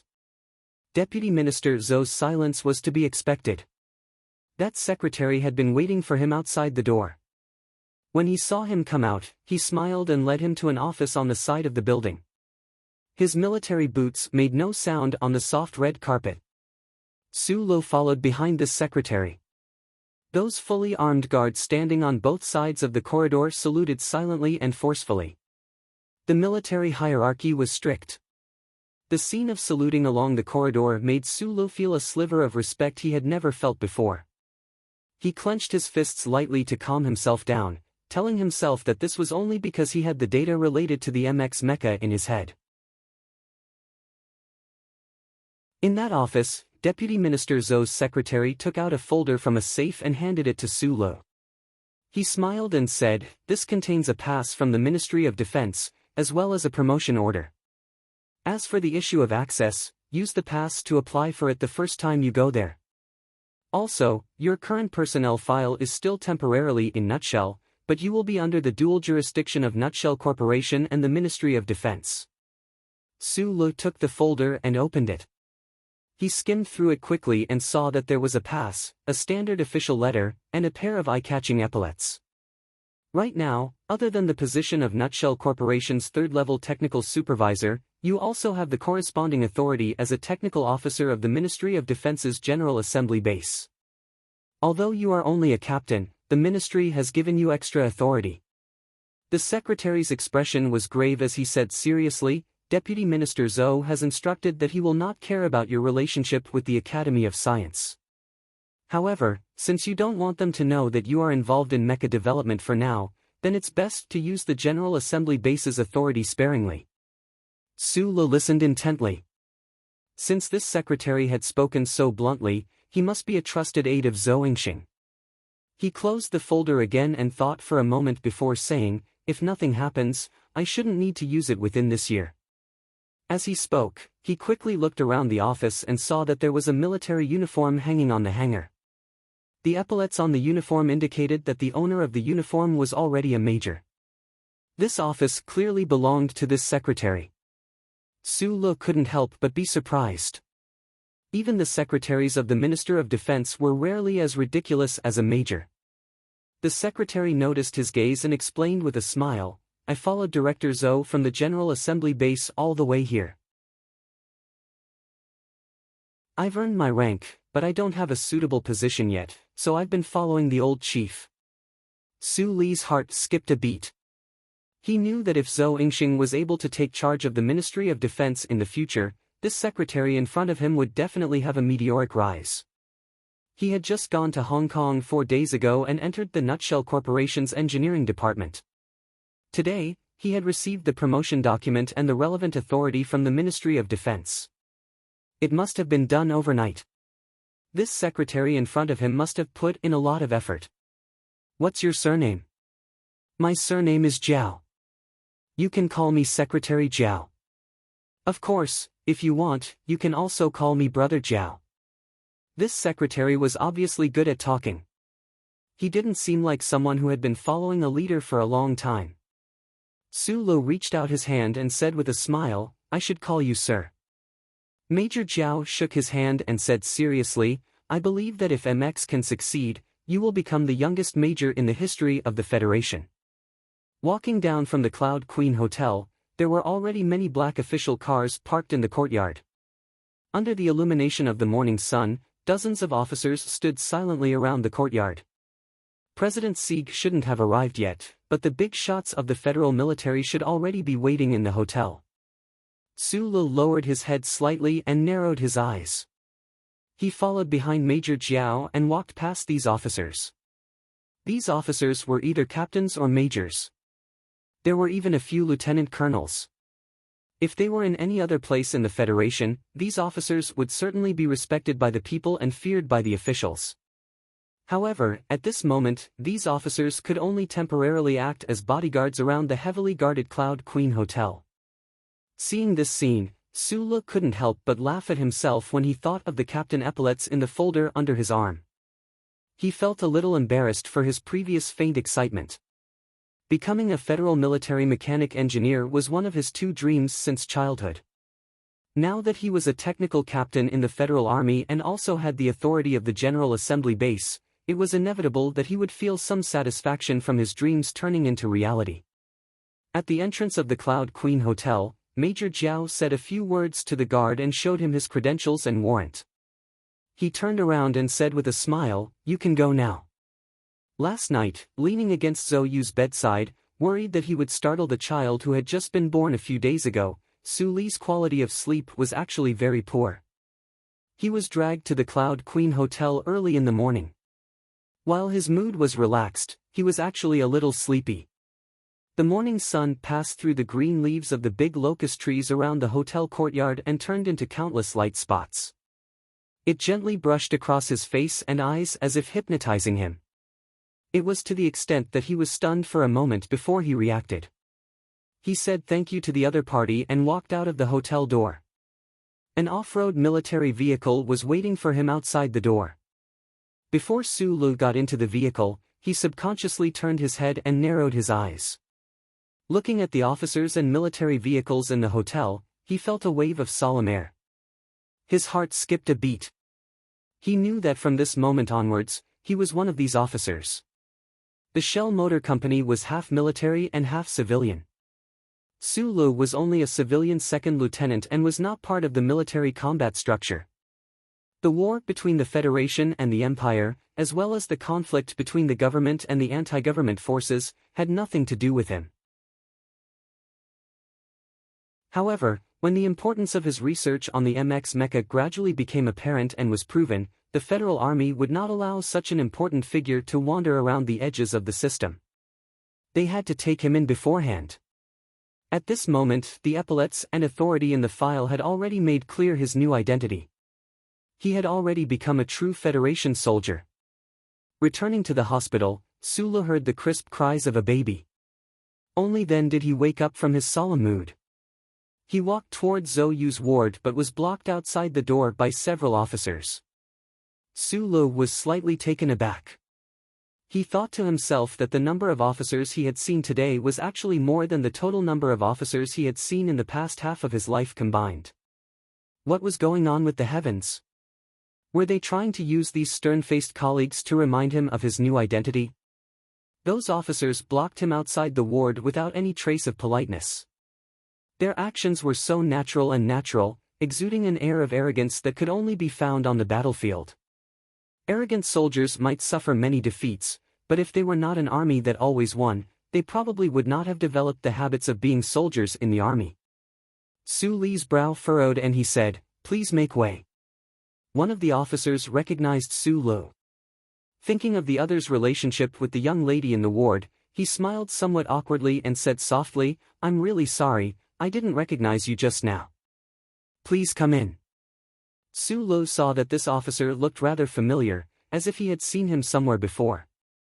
After thinking for a bit, he remembered that it was that night in the Linyuan. This officer seemed to have come with that person. Since the other party was blocking the door outside the ward, that person must be in the room.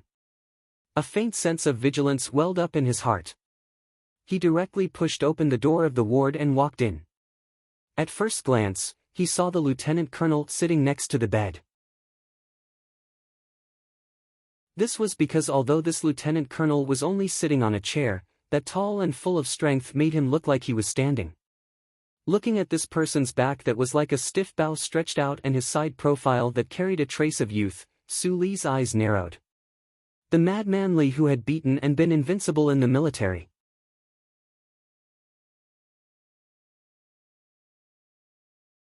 Chapter 226. Looking at that figure, Sula thought of the conflict in Linyuan that night. This young lieutenant colonel's terrifying combat strength, and even more so, he thought of the other party's grandfather, the military god worshipped by the federal military as a god, the old man the uncle spoke of. He also thought of what Secretary Jiao said in Cloud Queen Hotel earlier, that he might become the Federation's youngest field officer after the new year. However, not far in front of him, Madman Li, who didn't take human life seriously, was the one who held the record for being the youngest field officer in the Federation. Moreover, from the looks of it, this record would probably be very difficult to break. The 16-year-old Madman Li liked the daughter of Deputy Minister Zhou of the Department of National Defense. This wasn't a secret in the upper circles of the capital. Even though most people carried a trace of interest in their eyes and used cute and kissable words to describe the actions of the only child of the Lees of Philadelphia, no one really took this seriously. However, Su Lu, who had endured Madman Li's terrifying power in Linyuan, knew that this young lieutenant colonel really did have these thoughts. With this as a prior reason, Madman Li came to the hospital to visit Zhou, who had just given birth. Even though there was still a bit of an awkward feeling, it was still acceptable. Tai Xuan is a sick ghost. If you like him, then you really are blind. There's no way you like Sulu, a guy who's as thin as a stick of firewood. Mad Manly sat in front of Zhou Yu's bed very seriously and said, also, the two of you still haven't held a wedding. I've always felt that this matter is a bit strange. Regardless of whether it's you looking down on him or if he's going to abandon his wife and child, in short, I think you can marry me. This person clearly knew that Sulu had already entered the room, but it was as if he didn't exist at all and continued to speak his own words.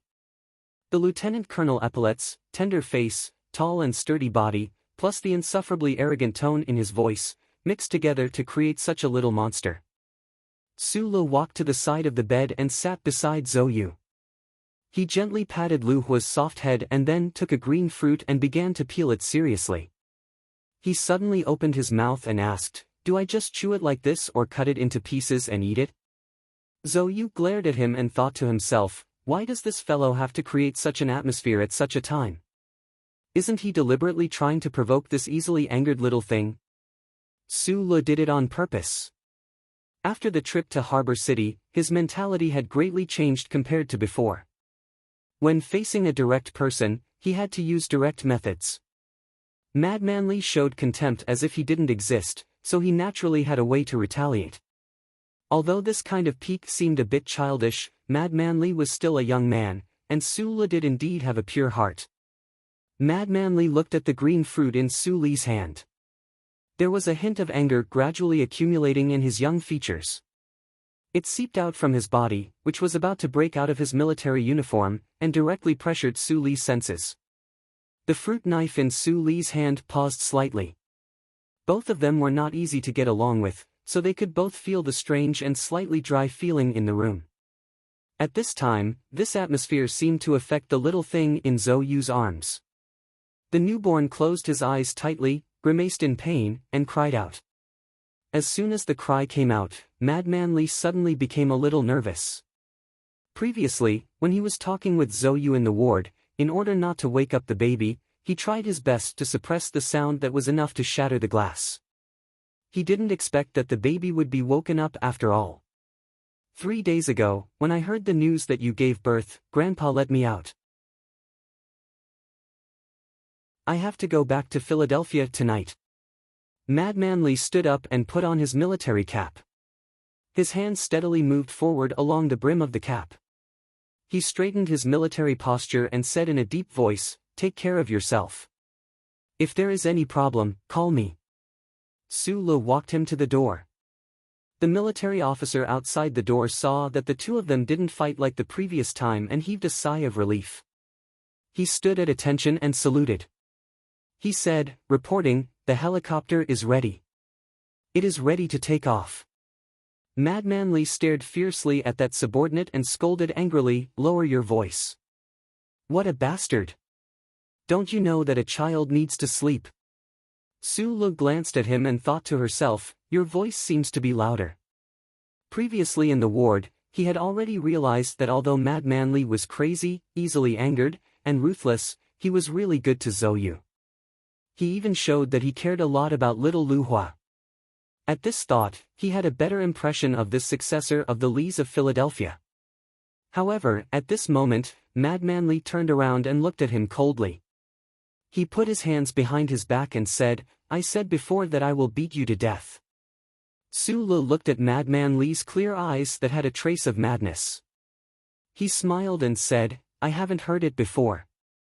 Mad Manly was tall and sturdy. At the age of 16, he was already half a head taller than Sulu. He looked down at Suli's hateful face and said word by word, "At this time, you heard it." Sulu looked at him quietly. After a while, he suddenly asked, "Does your throat still hurt?" Mad Manly narrowed his eyes, as if he would attack Sulu at any time in this quiet corridor. That night in Linyuan, he knew that this seemingly inconspicuous civilian second lieutenant had close combat skills that could match him. However, with his iron-blooded aura that had been nurtured on the battlefield for many years and his personality that killed without blinking, Mad Manly did not know how to write the word retreat. He even thought that night in Linyuan, it was because he had underestimated his opponent too much. However, that night, Sulu had been shocked until his gums bled from the 3 attacks, while Mad Manly had vomited blood as if his chest had been cut by a knife. He was an invincible figure in the army, but he had still lost. Su Li's question pointed directly at Mad Manly's vital point. Mad Manly was silent for a moment before he turned and left. This little brat wants to imitate a famous general with his hands behind his back. He clearly doesn't use his brain to do things, but he pretends to be a scheming and astute person. Sulu accurately divided the green fruit into a dozen pieces and put them in a bowl. He took out a tissue to wipe his hands and shook his head. If Li Feng is really a youth with extraordinary talent in combat, do you think he can live so well on the front lines all these years?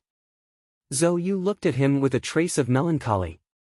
Su Le thought so and threw the tissue into the trash can beside him. He raised his thick eyebrows and said with a smile, after all, he is only 16 years old. He can make such a big name. On one hand, it is because of his family. On the other hand, it is because this youth's strength is really too terrifying. It is strange that a 16-year-old guy dares to call himself invincible in the army. He is really a freak. Compared to Mad Manly, I think you are more of a freak. Zhou Yu said calmly, you are only 4 years older than him, but you are already a bit like an old man. When it comes to fighting, you can actually stand up to him as an equal. Now, even my old man wants to use your head to make that new mecha. Am I very old? Su Le asked in surprise. Li Xiaotong also said so. I thought that my temperament had already become as open-minded as before. Zhou Yu glared at him in annoyance. After a moment, she said seriously, I heard the conversation outside the ward earlier. Why did you go against him? This is very unlike you. Besides, the other party is someone from the Lees of Philadelphia. As long as that old man is still around, the entire Federation has to give his family some face. Would he really dare to kill me in broad daylight? Mad Manly, Mad Manly. Once he goes crazy, what doesn't he dare to do? Zhou Yu lowered her eyes slightly and said, don't blame him for being violent. Anyone who was thrown into the army when they were just 12 years old and stayed on the front lines for a few years will also become a little strange. You should know that Li Feng being able to become the youngest major in the Federation has nothing to do with the war god. That was truly done by him piloting the M52 mecha and fighting against the Empire's special forces. Zhou Yu glanced at Su Lu and said worriedly, Mad Manly has been on the front lines for 3.5 years. He single-handedly killed 27 level 1 pilots from the Empire's Royal Special Forces. This kind of person is used to blood. You shouldn't provoke him. Su Lu listened to the young lieutenant colonel's battle record and couldn't help but frown and sigh. He had also started killing when he was 10 years old. After escaping to the capital ring, he had also killed several people. However, Mad Manly had killed pilots from the Empire's Royal Special Forces on the battlefield. These 2 battle records were on a completely different level. Su Lu took out a double-headed silver fruit stick and placed it in a bowl. He handed it to Zhou Yu and said, if there comes a day when he really wants to kill me, I won't let him do it just like that. Zhou Yu looked at him carefully holding the bowl and her heart softened. She warned him seriously, the problem is that he has a gun. Su Le smiled and thought of the first time he met this girl beside him. He said mockingly, that's right. As a son of the military, he can do whatever he wants in the Federation if he has a gun. Without a gun, he can't do anything. Zhou Yu understood the hidden meaning in his words. She snorted and didn't say anything else. She changed the topic and said, since father is so anxious to see you, it seems that the matters at the engineering department are really urgent. You shouldn't stay in the hospital all the time.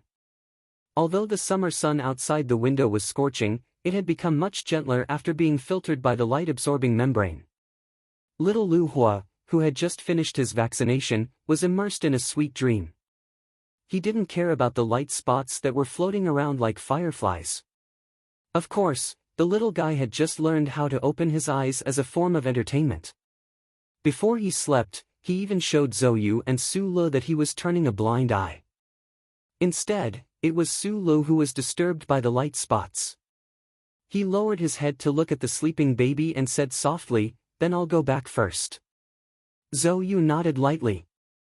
Previously, she had already heard all the details of Su Li's trip to Harbor City from him. While she was shocked by the structure of this guy's brain, she also knew that the current situation was coincidentally at a crucial point. "Don't underestimate me." Zhou Yu lifted her chin slightly and said, "And don't look at me with your nice guy mindset. But we have to think of a solution for this." Su Le scratched his head and looked at the child beside her. He thought of the auntie he saw this morning and Zhou Yu last night. "You are really very boring, do you know that?" Zhou Yu said, "Since you have already given birth, what are you worried about? If someone asks, just say that we will talk about it when the child is older. Don't you know how to delay things?"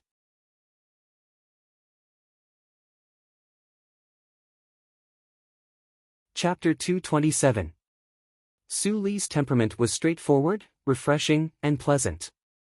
Although he had become somewhat taciturn in the past 6 months due to the death of a certain girl, after the trip to Hong Kong, he had gradually shaken off those gray emotions. His smile was gradually as cheerful as before, and his speech was gradually as amiable and pleasant as when he was young. Therefore, it was really difficult for him to delay this matter. However, he was also clear that in the eyes of everyone, he was Zhou Yu's biological father. However, this was not the truth. Zhou Yu was a young mother who wrapped her sensitivity, pride, and self-pity with indifference. She would definitely not accept a fake marriage to quell all the discussions. Therefore, this matter could only be delayed. How long would it be delayed? Perhaps it would be delayed until Shi Qinghai came back and was no longer a fugitive from the Federation. This was a very difficult situation. Su Le had no other choice but to wait. He did not tell Zhou Yu that Shi Qinghai had contacted him last night, because it was meaningless. He only hoped that what Shi Qinghai was doing now, and what he was going to do, would be able to suppress Senator Macklin and the forces around him. He would be able to reveal the truth, and give Shi Qinghai a chance to be reborn.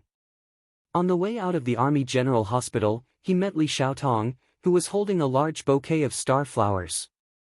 Perhaps it was because old 7th of the Li family was coming to the General Hospital, so he was wearing a military uniform. It was very different from his usual attire. The well-ironed military uniform matched with this person's slightly cold aura, which made people feel that he was somewhat handsome. Li Xiaotong was not surprised to see Su Le here. He said with a smile, "I'm here to see Zhou Yu. You won't object, right?" Su Le looked at the military uniform on Li Xiaotong and shook his head with a smile. These days, Su Le and Li Xiaotong had a lot of contact. Although the two people's status was very different, their temperaments were somewhat similar. Although Li Xiaotong had never expressed his interest in Zhou Yu during the banquets and the nightclubs, Su Le knew this in advance, so he didn't feel strange when he saw Li Xiaotong's arrival. He just thought that if Li Xiaotong had met Madman Li earlier, the scene would have been very interesting. Li Xiaotong explained, "I have a position in the 1st Military Region, so of course I don't have to wear a military uniform."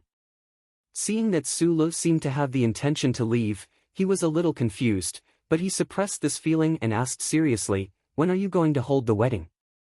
This is a serious matter." Su Le thought of the stalling technique taught by Zhou Yu. He awkwardly scratched his head and said, "She's not in the mood right now. Some things could be delayed, but some things could not be delayed." After leaving the Army General Hospital, Su Le didn't go back to his apartment, but went directly to the Whitewater Company base in the suburbs of the capital. Today was the first working day after the end of the holiday, but the buildings on the ground of the Whitewater Company base were still deserted. After working in this security company for so many days, Su Le was naturally not surprised when he first came here. He knew that the company's combat personnel and equipment were basically hidden underground. He hurriedly walked into his office and saw the heavy black leather case under the table. He relaxed a little and said to Bai Yulan, who was resting on the sofa next to him, "Thank you for your hard work.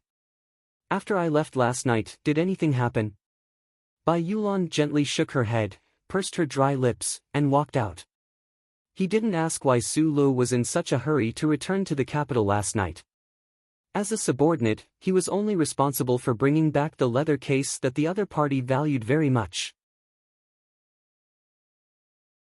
After closing the office door, Su Lu pressed his thumb on the flat glass lock of the black leather case.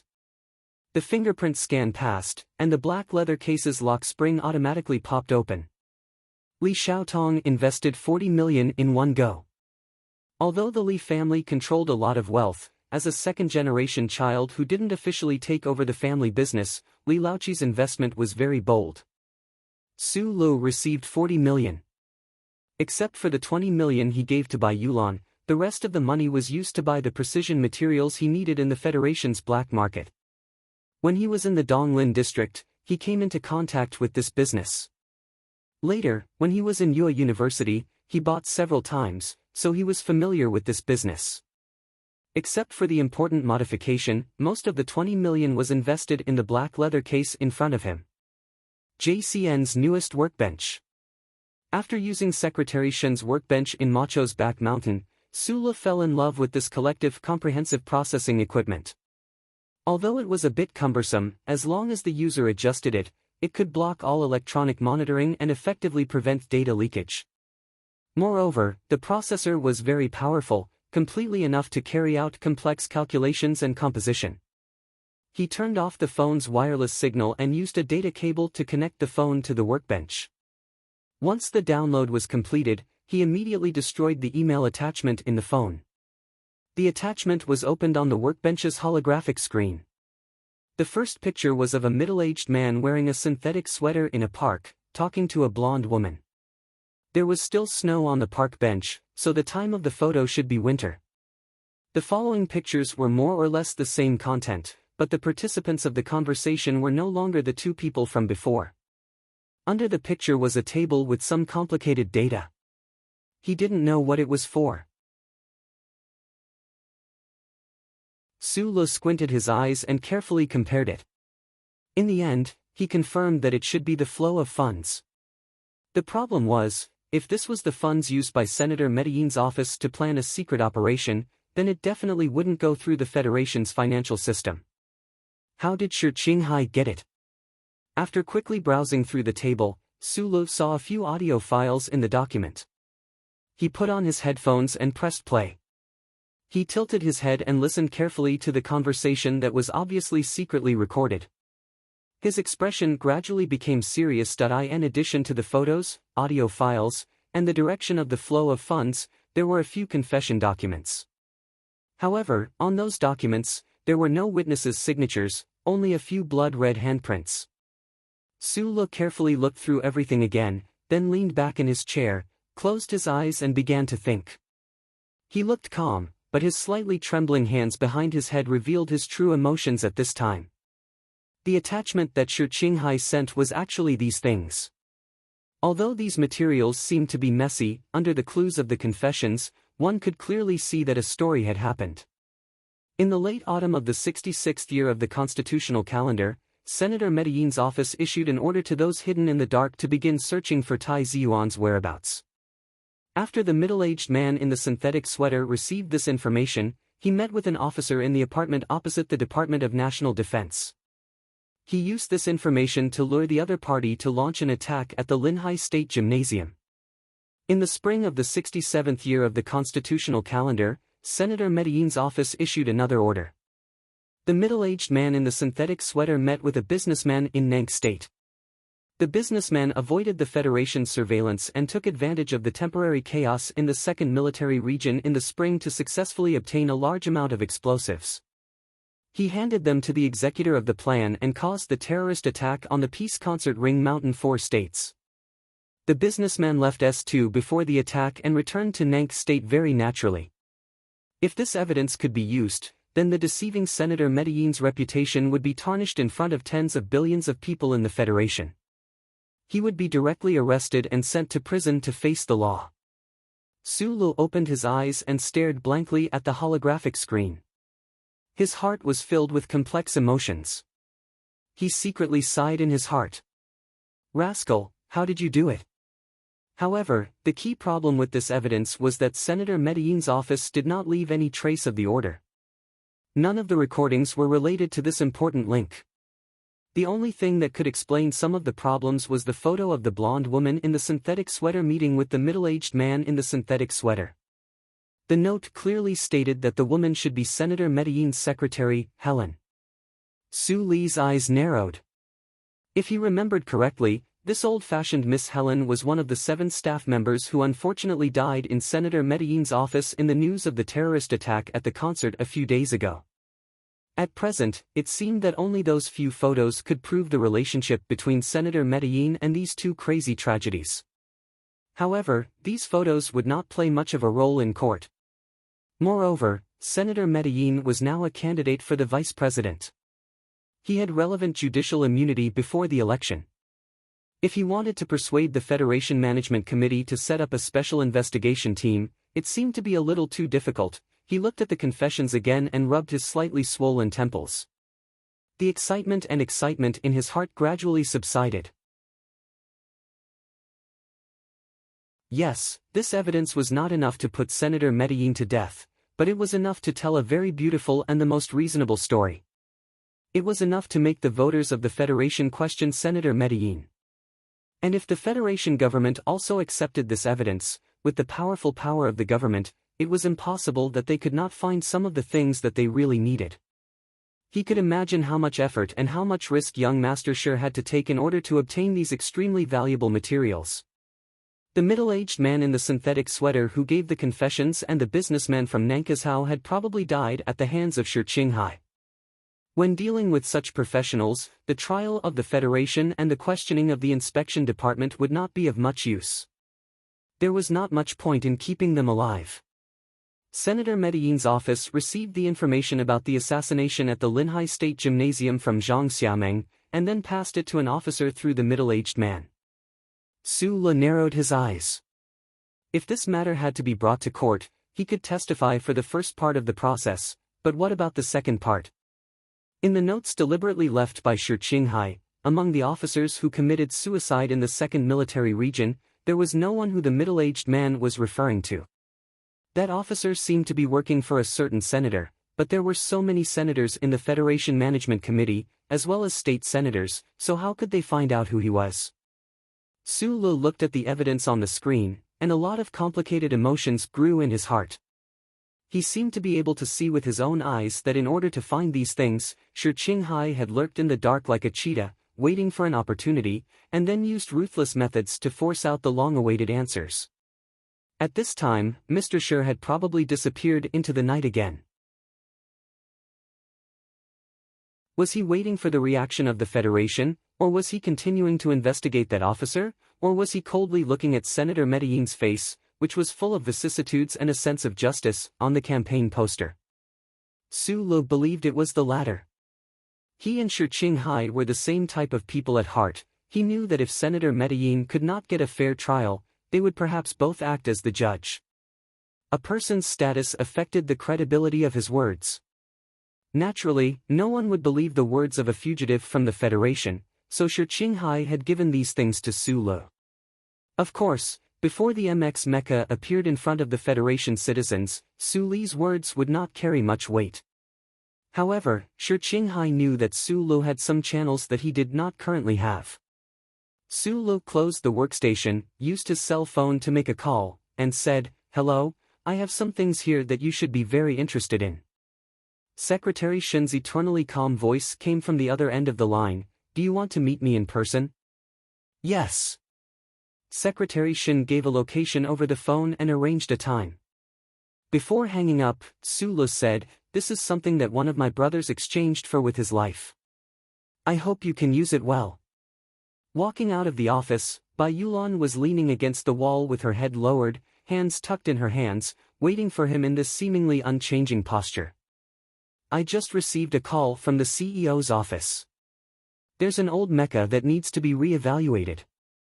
This job has been handed over to us, Team 7. Bai Yulan lowered the tips of her toes, and reported softly. Su Le thought of the call just now, and his heart skipped a beat. He understood that this was probably a response to his request to the Tai family. However, he had not expected that the other party would actually be able to get a mecha for him in such a short amount of time. Leaving the building, they followed the automated passageway towards the underground storeroom. In front of Area C, Su Lu and Bai Yulan went through 3 layers of electronic surveillance before entering the heavily guarded core base. The heavy door opened, and a black mecha about 6 meters tall appeared in front of the two of them. This Federation military M37 mecha had a few inconspicuous cracks on its body. The metallic luster underneath the black material shone through these cracks, shining coldly, welcoming its new owner. Su Lu knew that this was the mecha that belonged to him. Although the model was a little old, and was quite a bit behind the standard M52 used by the Federation military, he still felt an urge that he had never felt before. He took a deep breath of the slightly dry air and said, "Inform the engineering department that we'll go over this weekend." Bai Yulan raised her head slightly and looked at him curiously. She said softly, "Not delaying anymore. Not delaying anymore." Su Lu thought of Deputy Minister Zhou's beating, thought of the evidence on the workbench, and looked at the M37 in front of him. He was in a good mood for the past 6 months. He said loudly, "I'm in a good mood, so I won't play with them anymore."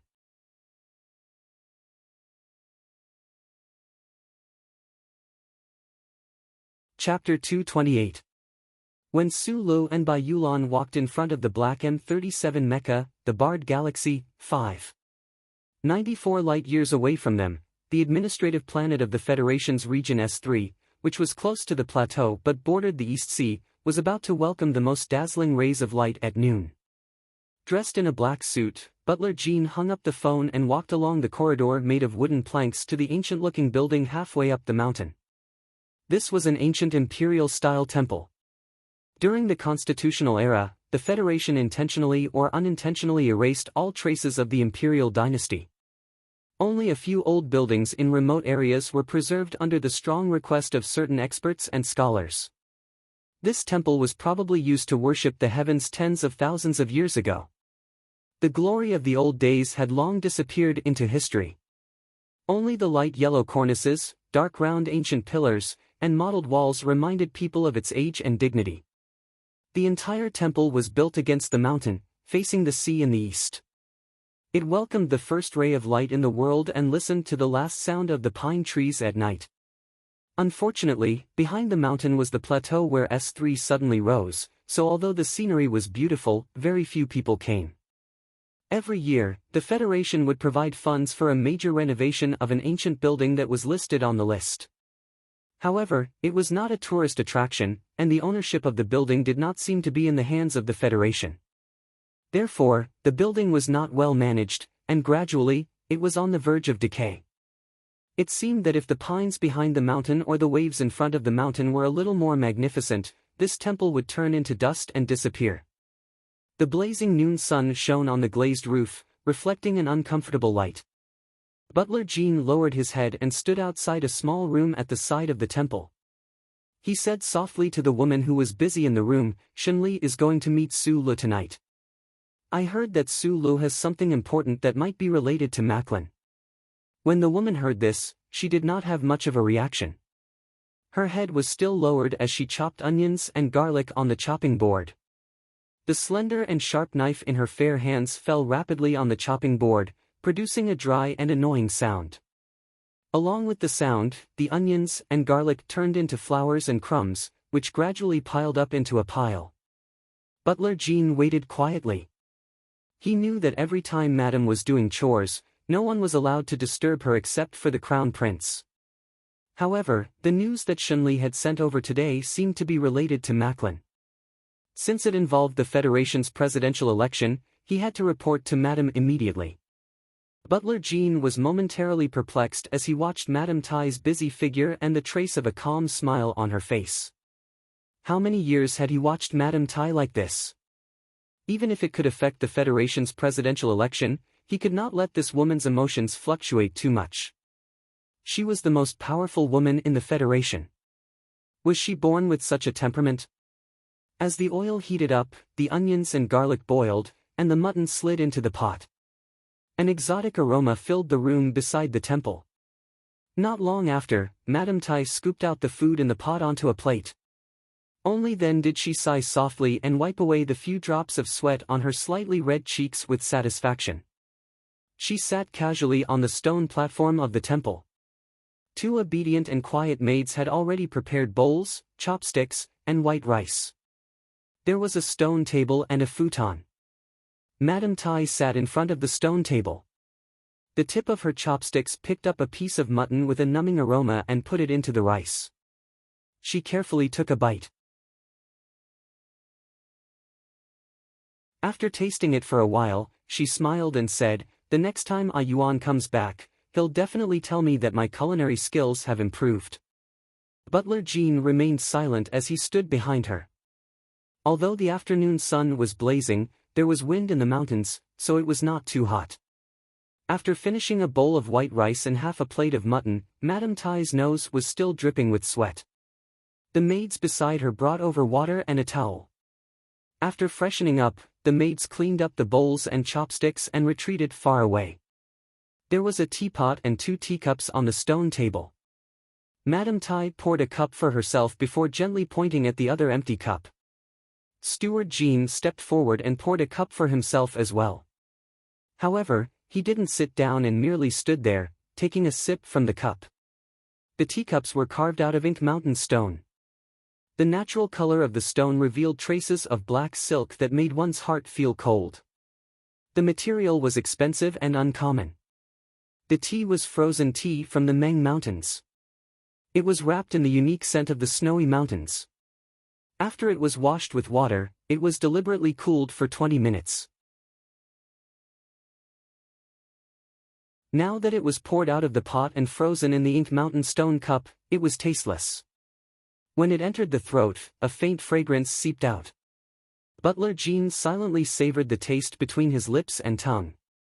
Holding the slightly cold Ink Mountain stone cup between his thumb and forefinger, the slight trace of anxiety in his heart disappeared without a trace. His standing posture also became much more stable. "How's the investigation in the Donglin district going?" Madame Tai slowly put down the teacup. She no longer looked at the sea in front of the mountains. Instead, she glanced at the window under the eaves at the corner of the temple from the corner of her eyes. There seemed to be someone looking at her from there. Butler Jean was not surprised that Madame Tai was not concerned about the presidential election and was instead concerned about the incident in the Donglin district 2 years ago. Although he did not know the inside story of the incident, he vaguely guessed that the heavy expression on Madame Tai's face was related to Professor Jean. Furthermore, he was also shocked by the results of the investigation and was preparing to report back immediately. "Donglin is too far away. I only had time to make a long-distance report." Butler Jean knew that Madame Tai was very concerned about the realism of seeing someone face to face. However, there was nothing he could do about this. He said softly, "After Yufeng escaped the Federation's arrest warrant, he changed his name to Feng Yu and opened a repair shop on Heshi Province's Xianglan Avenue." Under normal circumstances, Butler Jean would have thought that his report this time was too unimportant. This was because he did not know the relationship between the defected mechanic and Professor Jean. However, this was Madame Tai's main concern. Therefore, he followed the information in the report and reported it in detail from the beginning, even though Madame Tai already knew most of the information. Madame Tai sat quietly beside the stone table. Her sitting posture was different from that of anyone else in the Federation. Her body was slightly bent backward, pressing down on her own legs. It seemed like she was in a kneeling position, but her waist was extremely straight, like a white poplar tree. Her slightly loose light-colored hemp garment covered the pair of cloth shoes on her feet, completely hiding the curves of her body that were still extremely well maintained. She listened seriously and carefully to Butler Jin's report. On her quiet and peaceful face, the pair of eyes gradually lit up. A fugitive from the Federation who was designated as the top priority by the Bureau of Proclamation was actually able to endure loneliness and stay on that barren mineral planet for more than 10 years. He even took in an apprentice. Madame Tai's lips curved into a cold smile. There was an apprentice in Yufeng's repair shop. His name was Su Lo. At the mention of this name, Butler Jean paused slightly. He glanced at Madame Tai's side profile and saw that she did not appear to be shocked. Only then did he continue quietly. There are many witnesses in the area who can attest to this. At first, I was very shocked, but I didn't think that Su Lo was the current Su Lo. Because according to the Bureau of Proclamations records, that orphan Su Lo from the Donglin district has already been confirmed dead by the charter. Because he was the top priority, the central computer carried out the strictest verification. No one within the Bureau of Proclamation was able to tamper with his death. After a long silence, Butler Jean said, "So, from a legal point of view, according to the Federation's records, that Su Lo was already dead 2 years ago." Butler Jean narrowed his eyes slightly, as if he himself did not quite believe the information reported back from the Donglin district.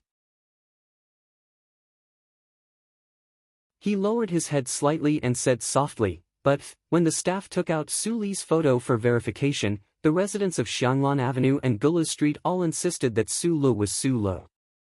Su Lo was Su Lo." This was a very interesting sentence pattern. Madame Tai quietly placed her hands on top of each other on her lap. She quietly stared at the S3 Deep East Sea in front of the mountain temple and asked softly, "It's already been 2 years. How can those residents still be so sure?" When comparing the photos, although that Su Lo from the Donglin district and this Su Lo look extremely similar, there are still some differences between their facial features. Butler Jean bowed and replied, "Their facial features are extremely similar, and then there's the smile. Those residents of Heshi district seem to have a hard time forgetting that smiling young helper in the repair shop. It's said that when Su Lo was in the Donglin district, he was very popular with the neighbors." Madame Tai did not expect this to be the reason. She could not help but laugh. After a moment of silence, Butler Jean said, "No one has ever thought that the charter computer would make a mistake." "I don't think so either. So according to my analysis, there are only 2 possibilities." Madame Tai turned around and glanced at him. This could be a supernatural incident. Donglin's orphans Su Lu and Su Lu, a squatter from the capital ring, are indeed 2 different people. It's just that their facial features and auras are too similar, and their names just so happen to coincide. After Butler Jean said this, he could not help but sigh in his heart. This was indeed a preposterous theory, but the problem was that the second theory he was about to make next was, in his opinion, just as preposterous as a supernatural incident. In the 65th year of the constitutional era, the Federation's killing machine mechanic Yu Feng and his helper Su Le died. At the same time, squatter Su Le retired from the military, left the Donglin district, and returned to S1. Butler Jean said calmly, "These 2 incidents are too much of a coincidence, so the other possibility is that Su Lo is the helper that Yu Feng brought out. It's just that, through some unknown means, he was able to rearrange the files in the charter computer and hide from the glory of the charter." Butler Jean furrowed his brows. As a Federation citizen, he felt that the possibility of this happening was close to 0. Furthermore, the only way to achieve this was if Su Lo could change the microchip on the back of his neck. However, this possibility was something that he didn't even want to think about. "Think about the second possibility," Madame Tai calmly instructed. Unlike Butler Jean, she was not shocked that the Federation might have a chip changer who could go against the glory of the charter. This was because she had met such an amazingly talented man many years ago. That day at the lakeside behind Macho's back mountain, the moment she saw that little blue device, this most powerful madam of the Federation had basically confirmed Su Li's origin. However, she still had not confirmed whether Su Lu was alive or dead. If it's the second possibility, I suggest that we immediately notify the Federation government. Butler Jean lowered his head and said softly. In Yue University, he had followed Tai Ziyuan and had a few interactions with Su Lu.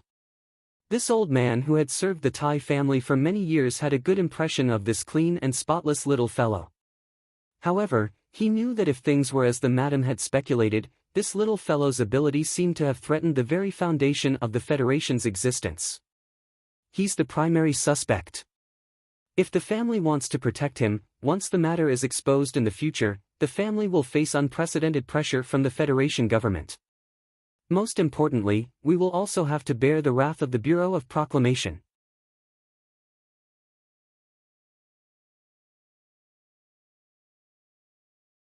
Chapter 229. Lady Ty's silence gave Butler Jean a bad premonition. The 7 major families of the Federation had been able to survive for so many years, so they naturally had many ways to control their huge industries and connections. However, every family had loyal subordinates who had served the main family for generations. The Ty family had ruled the empire, so there were even more loyal subordinates who did not reveal themselves. He was one of them. This old butler, who had first served the madam, then Tai Ziyuan, liked Su Lo, but he knew that Su Li's true identity would bring great harm to the Tai family's interests, as well as the madam. Most importantly, the information this young man had hidden after escaping to the capital ring was too terrifying. Therefore, after a moment of silence, he spoke first. Even if we can help Su Lo cover up, with his current development in the Federation, there will be a day when many people will notice him. Furthermore, he has exposed too many flaws, so the government will easily catch him. After saying this, he took out a piece of paper and placed it on the stone table. Then, he quietly stepped back and waited for the madam's decision. Lady Tai picked up the thin piece of paper with her fingertips. With her sharp eyes, it did not take long for her to discover the problem with the amount of money recorded on the paper. Lady Tai looked at the thin piece of paper quietly.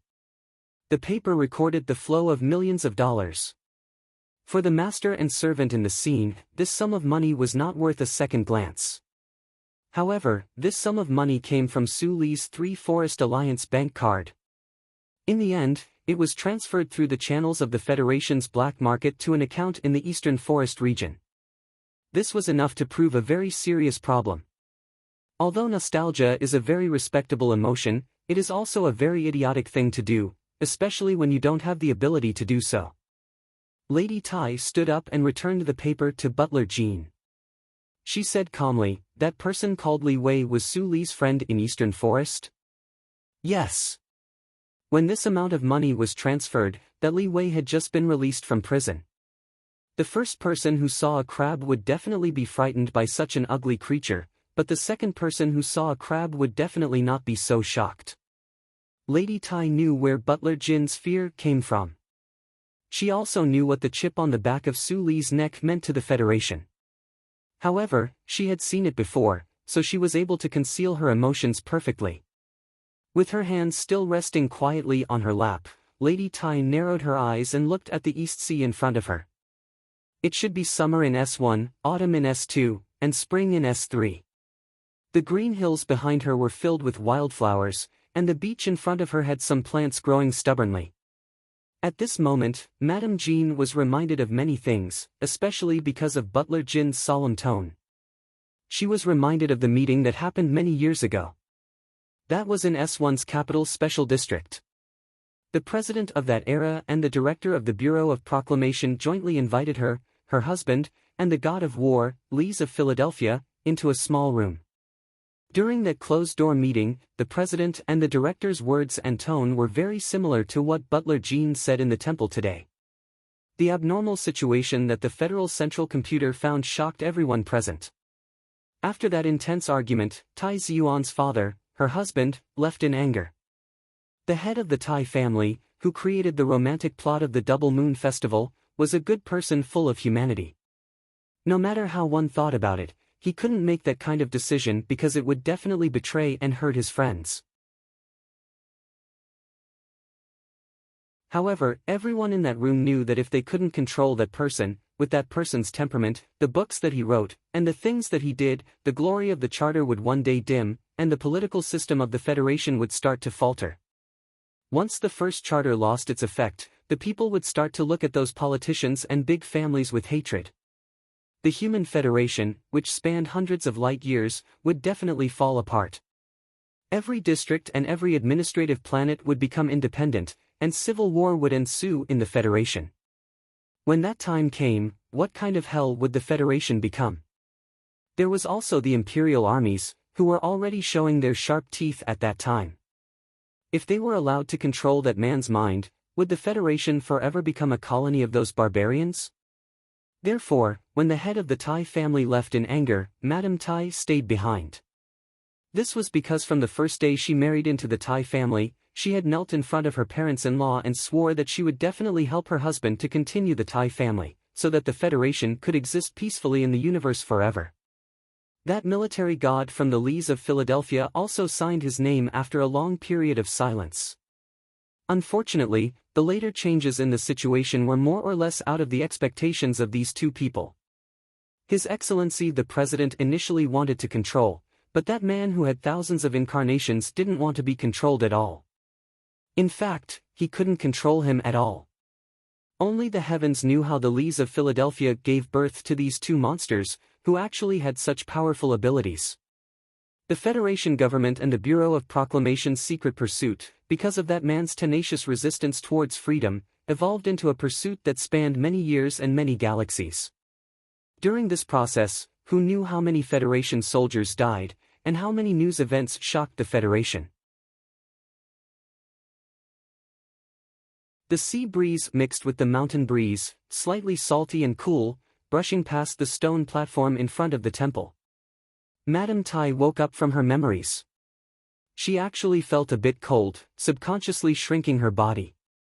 She actually felt a bit disappointed about the decision she made back then. Back then, there were only 5 people who participated in that closed-door meeting. It just so happened to be the same number of people as the group of 5 that led humanity out of the darkness after the catastrophe countless years ago. The contents of that meeting were only known to these 5 people. Even if the other great families of the Federation's 7 great families vaguely found out some things, they still had no way of coming into contact with the truth. His Excellency the President, with the help of Li Pifu of Philadelphia, ultimately led the entire Federation to defeat the barbaric invasion of the Imperial armies. Then, he passed away from illness amidst the cheers of tens of billions of Federation citizens and the sounds of fireworks by the windows. At the time, Madame Tai was at His Excellency the President's side. Even today, she still believed that His Excellency the President of that time was the most outstanding politician in the history of the Federation. After the war ended, that figure who was revered as a military god by the people also returned to the lakeside of the Lees of Philadelphia to retire. The federal military and the people always thought that this person didn't want his lofty prestige to affect the normal operations of the Federation's political system. Therefore, they revered him even more. However, this was actually only a part of the reason. In the Federation, only Madame Tai knew that this military god must have felt sad and guilty that he had personally sent his brother into that huge explosion. Such sadness could only be soothed by returning to his hometown by the lakeside. The reason why she knew was because she also felt the same way. Madame Tai narrowed her eyes and looked at the surface of the sea. However, the hands in her sleeves gently clenched. She thought of that huge explosion in the Donglin region 2 years ago. It wasn't until the Federal Central Computer once again discovered that man's existence through an electric baton that these important figures who had felt sad and guilty for many years, finally realized that everything was fake. That huge explosion on the Empire's resource planet didn't kill him at all. That's right, Professor Jean, Mechanic Euphone, George Carlin, these people who had countless incarnations and walked the universe with their own abilities, how could they die so easily? Every time Madame Tai thought of her husband's incomprehension, anger, and indifference towards her after that huge explosion more than 10 years ago, she would feel better until he died. However, that man hid on that desolate mineral planet as if nothing had happened, drinking small amounts of alcohol, smoking small amounts of cigarettes, raising his disciple, and visiting prostitutes at the sanatorium punctually every week. Madame Tai was furious. Her respectable husband did so much for that so-called friend, but that person was so heartless and only cared about his own happiness. When it came to being heartless, as expected, no one was more ruthless than him. "I hope you're really dead this time," Madame Tai said in an extremely cold tone. The ancient bell that was secretly controlled by the 4th Military Region was originally a modified battleship. Although the power of the main cannon wasn't necessarily more powerful than that of the huge explosion more than 10 years ago, it was more concentrated. Furthermore, the person who personally took action at the front line was a powerful figure like Fatty Tian. Logically speaking, that man shouldn't be able to survive. However, the problem was that she had seen that man create too many miracles with her own eyes, so she wasn't so sure. Butler Jean had been standing behind her silently, waiting for orders. Madame Tai stood up and gently adjusted her cuffs. She said slowly, "This matter can't be known to anyone else. Recall all the personnel in charge of the investigation. Also, send someone to monitor that person called Li Wei and find a suitable way to bring him to Bermuda." Butler Jin's body trembled. From these few orders, he knew that Madame Tai definitely didn't intend to tell the government about Su Li's true identity. He didn't expect Madame Tai to make such a decision and was momentarily stunned. Madame Tai didn't care about the shock in his heart. She raised her head slightly and allowed the cold sea breeze to blow away the blazing sun on her linen clothes. She thought silently in her heart, "If you're still alive, I'll use Su Li to lure you out. Let's see if you're really so heartless that you don't care about anyone. If you're really dead 2 years ago, I'll try to control your student. Many years ago, we failed. I really want to know if we'll succeed this time. If we don't, I'll send him to the Netherworld Sea to accompany you." The most powerful madam in the Federation smiled as she looked at the blue sea that was getting darker as the sun moved westward. She stood up and walked towards the old temple. Butler Jean bowed slightly to send her off. His heart felt extremely heavy because of Madame Tai's decision. However, that old temple wasn't a place he could set foot in, so he couldn't persuade her even if he wanted to. He just felt that Madame Tai might have made a huge mistake this time. Su Li didn't know that on a planet several light years away, there was a conversation about him happening.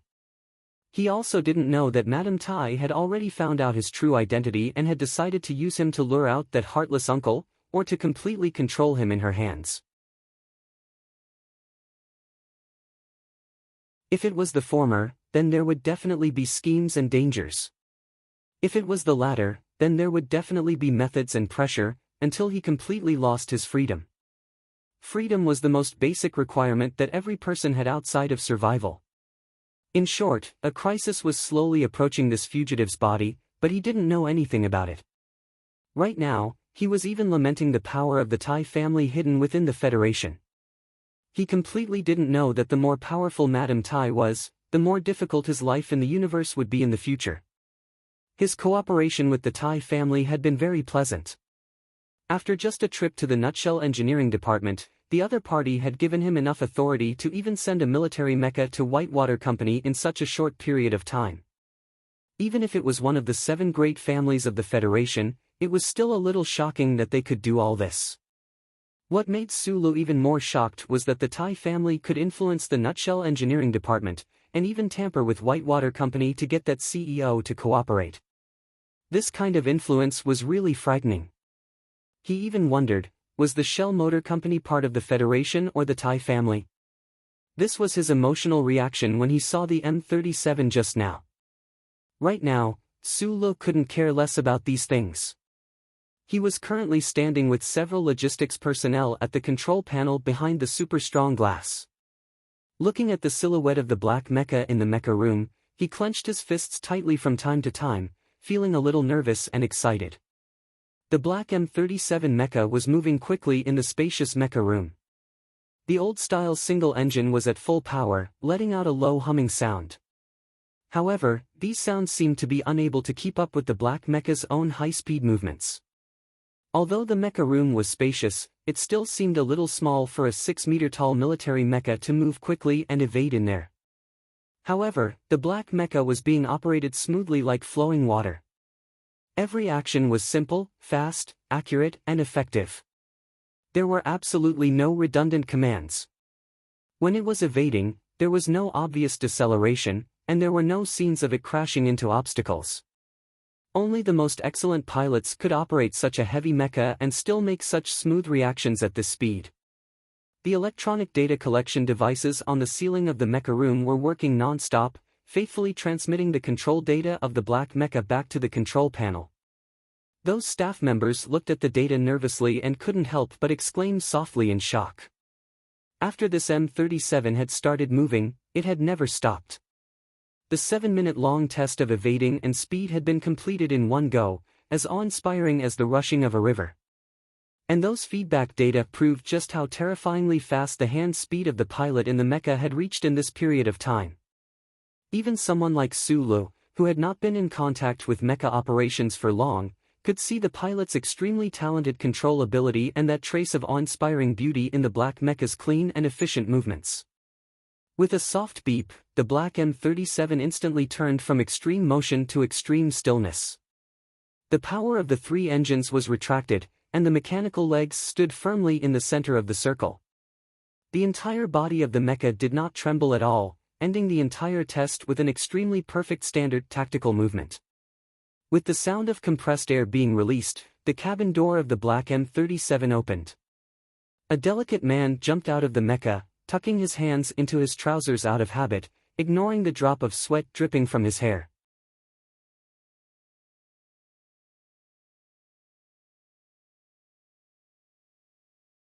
Chapter 230.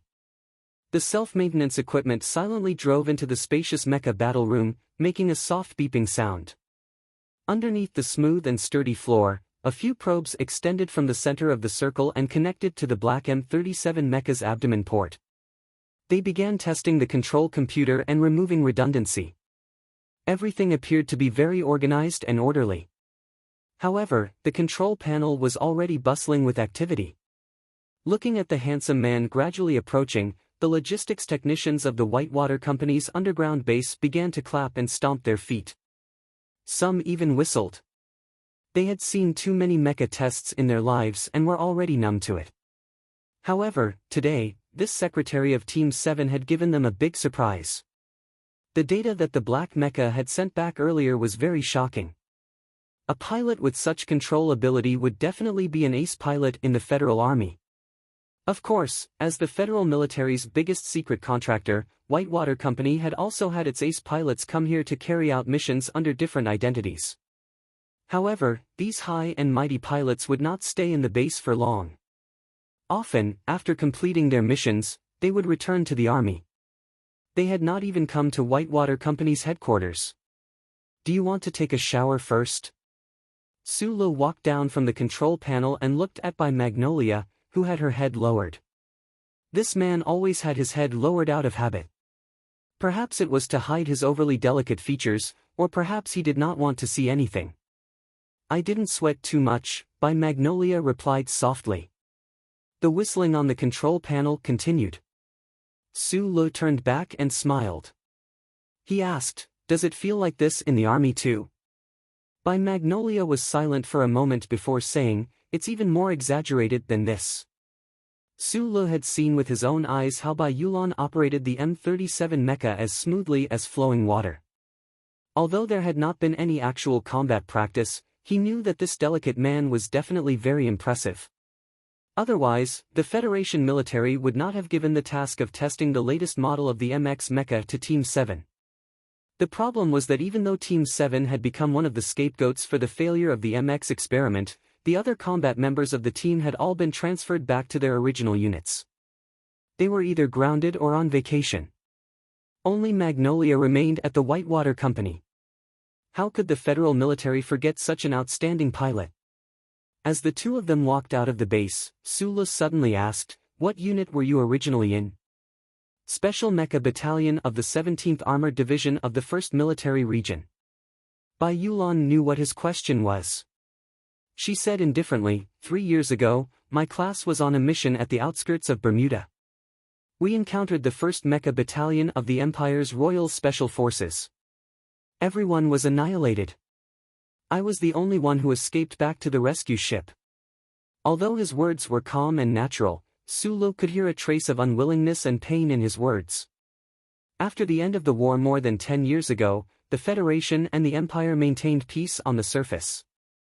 However, in reality, both sides were still constantly probing each other in the intersecting star fields. Sporadic conflicts and casualties had never stopped. The 4th Military Region was stationed at the space passage to the Magellanic Nebula in the Westwoods region. It was a place that both the Federation and the Empire had to fight over. These past few years, wars had been ongoing on those resource planets and even barren planets. Meanwhile, the Bermuda Triangle star field was the best place for both sides to test each other's military strength. I was the class monitor. Originally, I should have been court-martialed. However, my original commanding officer pleaded for me, so I was sent to the Whitewater Company. I've been there for a few years now. My personality is a bit strange. I've killed too many people and I like money too much. That's why no one likes me. After briefly explaining her origins and background for the first time, Bai Yulan never talked about herself in front of Sulu again. This habit lasted for a long time. The two of them walked out of the underground base and followed the self-propelled caterpillar to the platform on the side of the Whitewater Company building. It was almost evening. The sun of the S1 system was moving in the opposite direction. The bright red light shone in the sky above the large Federation farm next to the Whitewater Company, turning the green vegetables into burning flames. Sulu lit his lighter and put his cigarette near the flame. He did not give Bai Yulan a cigarette because he knew that she would not smoke. He looked at Bai Yulan's thin body leaning against the wall of the platform from the corner of his eye. He felt a little strange. Such a surprisingly calm, girl-like man could make that heavy M37 as fierce and agile as a cheetah once he entered the mech. Can you teach me how to operate a mech? Sulu took a puff of his cigarette and asked casually, as if he had suddenly thought of this matter. By now, his understanding of mecha was already extremely deep. In Yale University, he had done countless practice runs and even sparred with Tai Ziyuan many times. But today, after witnessing Bai Yulan's mecha with his own eyes, he finally knew how big the gap was between him and Tai Ziyuan. The key was not the movements, but the fluidity of the black M37's evasive maneuvers. Sulu believed that without using the simulation system, if Bai Yulan were to engage in a mech battle with him, she would only need 2 rounds to successfully use the mech's speed to break through his mech's defenses and knock him out. With your understanding of mecha's structure, it won't be difficult for you to master a mech. Bai Yulan was not surprised that Sulu would make such a request. He leaned against the wall of the platform and looked at the vegetable garden outside.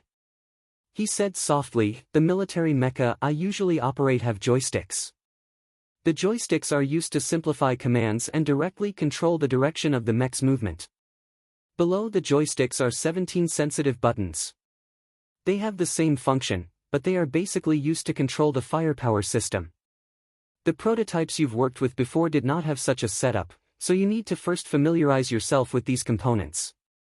After familiarizing yourself with them, you need to familiarize yourself with the standard military movements. For example, the set of movements I used to test the M37 just now is the tip of the triangular assault formation." Sulu asked curiously, "I've heard of this before, but I don't think I've ever heard of a defensive formation. The greatest advantage of a mech in modern warfare is its mobility. Although the alloy armor's bullet resistance is already very high, it is still unable to withstand the concentrated attacks of heavy firepower. So the key is to touch and leave." Touch and leave was clearly a jargon used by the Federal Army. Sulu did not quite understand. It means to sneakily touch a girl's butt and run away before her boyfriend can react. Such a vivid metaphor, that's really rare. Yes, this saying was passed down from the Special Forces of the 4th Military Region. Because of the image, everyone remembers it. Bai Yulan lowered her head and said, "The characteristics of a mech lie in these aspects. It is a terrifying fighting machine that is born to be used for assault. If it is used for defense, that would be a huge waste. It would be better to stack up a few dozen heavy armored vehicles. The Special Forces of the Federal Army do not have the bad habit of playing defense."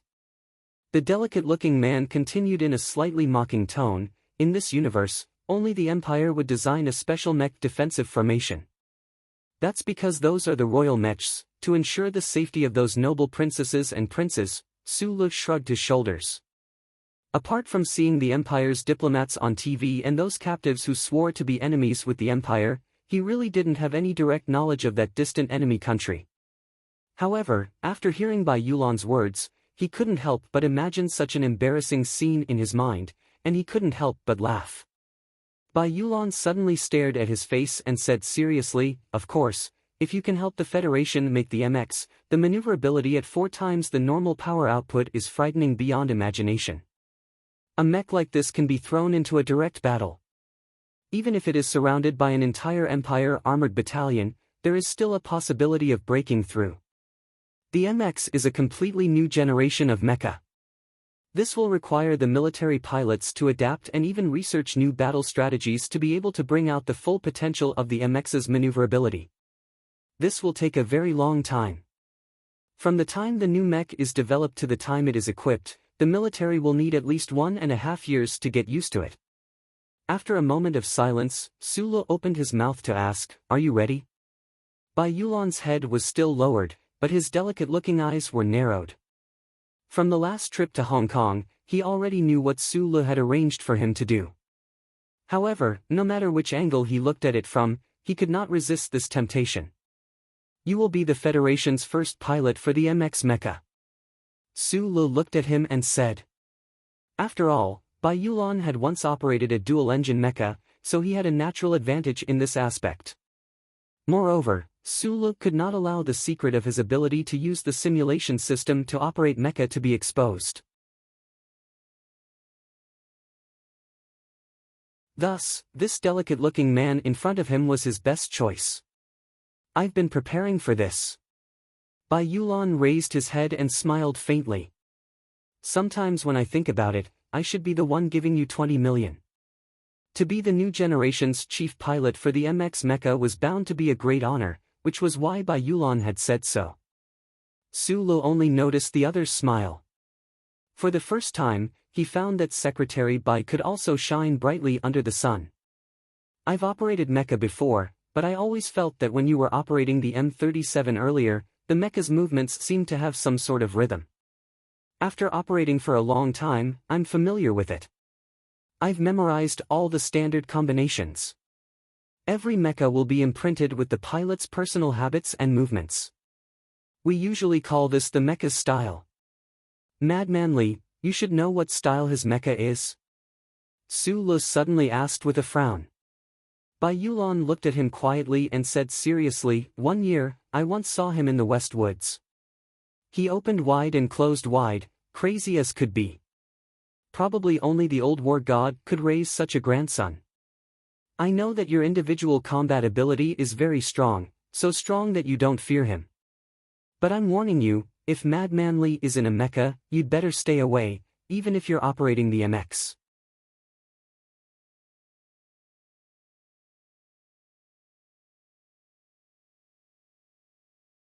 Chapter 231. What's the style of the mecha you operate? Sulu asked curiously as he finished the last puff of his cigarette. "No style." Bai Yulan leaned against the wall of the platform and replied softly, "Maybe it's just more accurate." Sulu shrugged. Although he was not satisfied with this answer, there was nothing he could do. A true ace mecha pilot's battle style could only be displayed on a real battlefield. It was indeed difficult to describe it with words. He was just a little curious. When this young lady Bai Yulan truly operated her mecha to the extreme, would she also have the same tranquil, elegant, and natural look as if she was grooming herself in front of a mirror? As the sun continued to set, the Federation's farm on the other side of the courtyard wall also began to quietly shake off the sea of fire. It became a quiet green oil painting, gradually dimming until it was almost impossible to see clearly. Sulu took a set of car keys from Bai Yulan's hands. Carrying the heavy black leather suitcase, he hurriedly left Whitewater Company and headed straight for the place he had agreed to meet with Secretary Shen. It was a very ordinary fast food restaurant. Sulu sent the file hidden in the workbench to Secretary Shen's portable computer. Frowning, he said, "In the past, I had an agreement with Tai Ziyuan. He promised me that he would do his best to prevent that person from being elected as the Federation's vice president. But that fellow disappeared without a trace. I don't know where he went. You don't have to say anything. I won't ask you. It's just that since he ran away so irresponsibly, I have to do something." The things in this file should be of some use to you. I hope you can use them well. Secretary Shen gently stirred the instant coffee in front of him. He smiled silently, but his mood was a little strange. He did not know that the Crown Prince had actually made such an agreement with Su Le before. He raised his head and very sharply sensed that Su Le was looking at something out of the corner of his eye.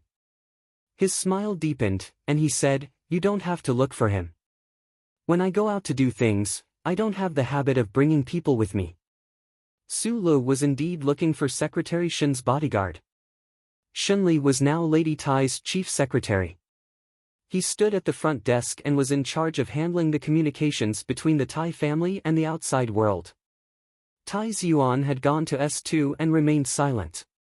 From a certain perspective, Secretary Shen was equivalent to the Tai family spokesperson in the Federation. His safety was naturally of the utmost importance to the Tai family. Hearing Shen Li's explanation, Su Le smiled and began to focus on destroying the 4 pieces of bread on the plate in front of him. He did not have the habit of bringing people with him. On one hand, it showed that he was like Shi Qinghai, a person who came from the First Academy and was extremely confident in his abilities. On the other hand, since the entire Federation knew that Secretary Shen was the representative of the Tai family, who would dare to provoke him? The Tai family had only one son for 7 generations. Perhaps there would be some daring people who dared to plot against Tai Ziyuan's life and death. However, if they wanted to kill Secretary Shen, other than angering the Tai family, there would be no benefits. Although Secretary Shen's explanation was simple, it was filled with endless confidence in the terrifying abilities of the Tai family. Su Le chewed on the bread and couldn't help but feel a little shaken. This was probably the magnanimity that came from having power. Secretary Shen didn't know that his words had caused Su Le to think so much. He was just a little surprised at this young man's appetite. Su Le had already eaten 4 pieces of bread and drank 3 cups of soy milk, but Su Le still didn't seem to have any intention of stopping. Su Le lowered his head and tore the bread into a few pieces. He felt that someone was staring at him. With the bread crumbs in his mouth, he vaguely explained, "I get hungry easily, especially after working." In just a few minutes' time, Su Le had memorized the positions and functions of the 17 sensitive touch buttons on the control stick. Not long after that, he had familiarized himself with the control stick's method of borrowing data and commands. His left hand began to operate the mecha smoothly. After all, he had been immersed in the design of mecha since he was young. In the past 2 years, he had conducted serious, even obsessive, research on the Federation's M-series mecha. It was not difficult for him to familiarize himself with the control methods of military mecha. His left hand controlled the control stick, while his right hand slid along the ergonomic sliding slot on the touch screen. Through the helmet that covered most of his face, the rapidly scrolling analysis images appeared on the screen before his eyes. The infrared sensors and vision of the M37 mecha's head were accurately transmitted to Su Le's eyes. Su Le took a deep breath and pushed the control stick slightly. The 5 fingers of his right hand moved as fast as lightning as he entered several data commands on the touch screen. In the airtight control room, he could not hear the powerful roar of the engine at the back of the mecha's waist. However, he could clearly feel a large propulsive force penetrating his body from the attachment pad below his buttocks. It was just like the feeling of riding a space shuttle from the ground into outer space. However, this propulsive force was much more ferocious, and the vibrations were so great that the average person would find it hard to bear. Su Le was no stranger to this feeling. In Area H1 of Yue University, he had once operated the M-series prototype mecha to perform many Level 6 mecha tests. He had also sparred with Tai Ziyuan many times. Thus, after more than half a year, he only needed a few seconds to get used to this feeling, and even vaguely fall in love with it.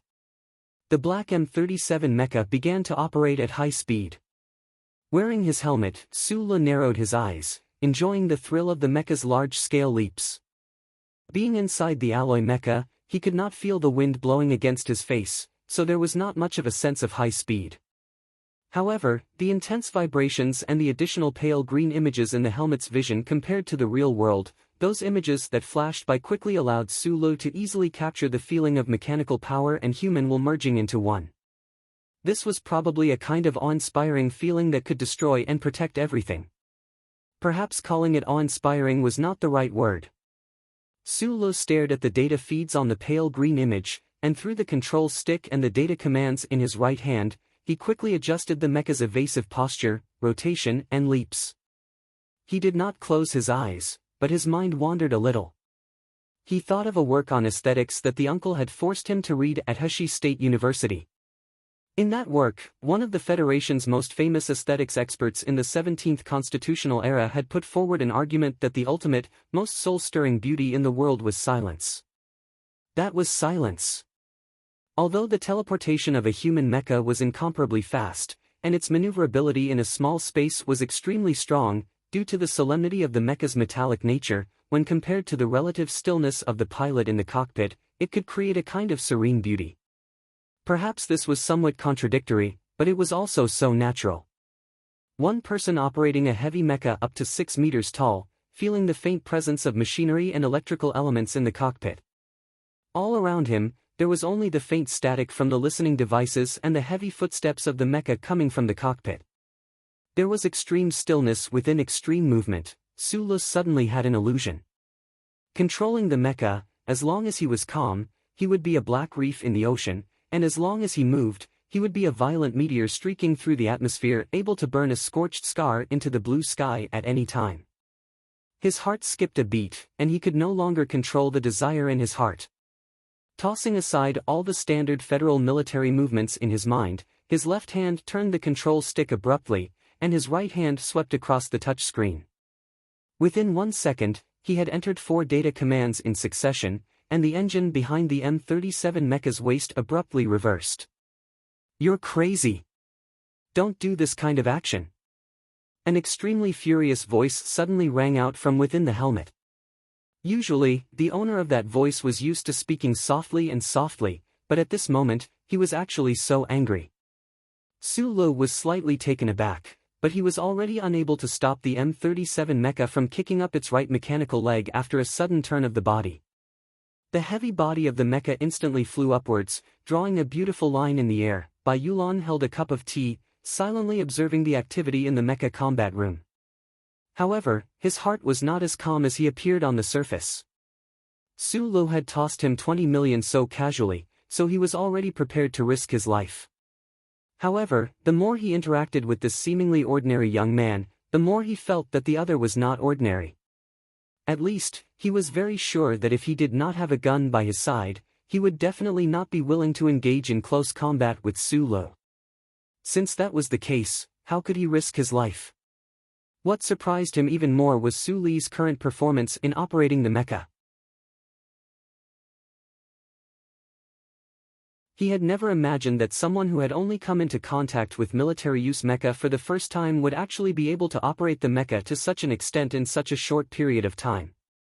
He knew that Su Lu was a freak, a genius in the field of mecha repair.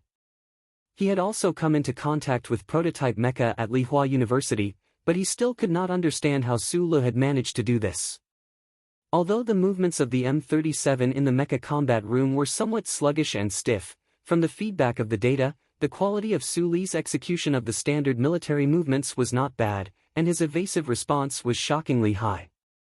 This kind of performance was too shocking, unless Su Lu was a naturally thick-skinned person who had no fear of the unknown.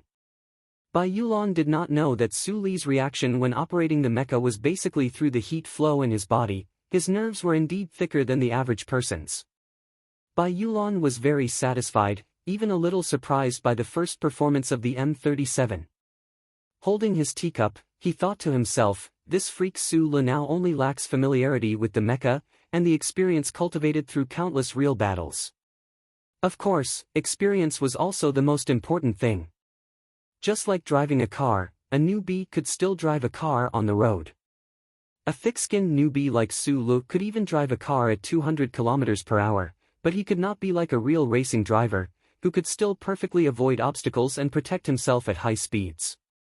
If he could go to the front lines and train for 6 or 7 years, he might really be able to pilot a mecha and go up against Madman Li. As Bai Yulan thought this, he noticed from the corner of his eye that the high-speed M37 mecha was performing an extremely difficult extreme braking maneuver on the slippery ground.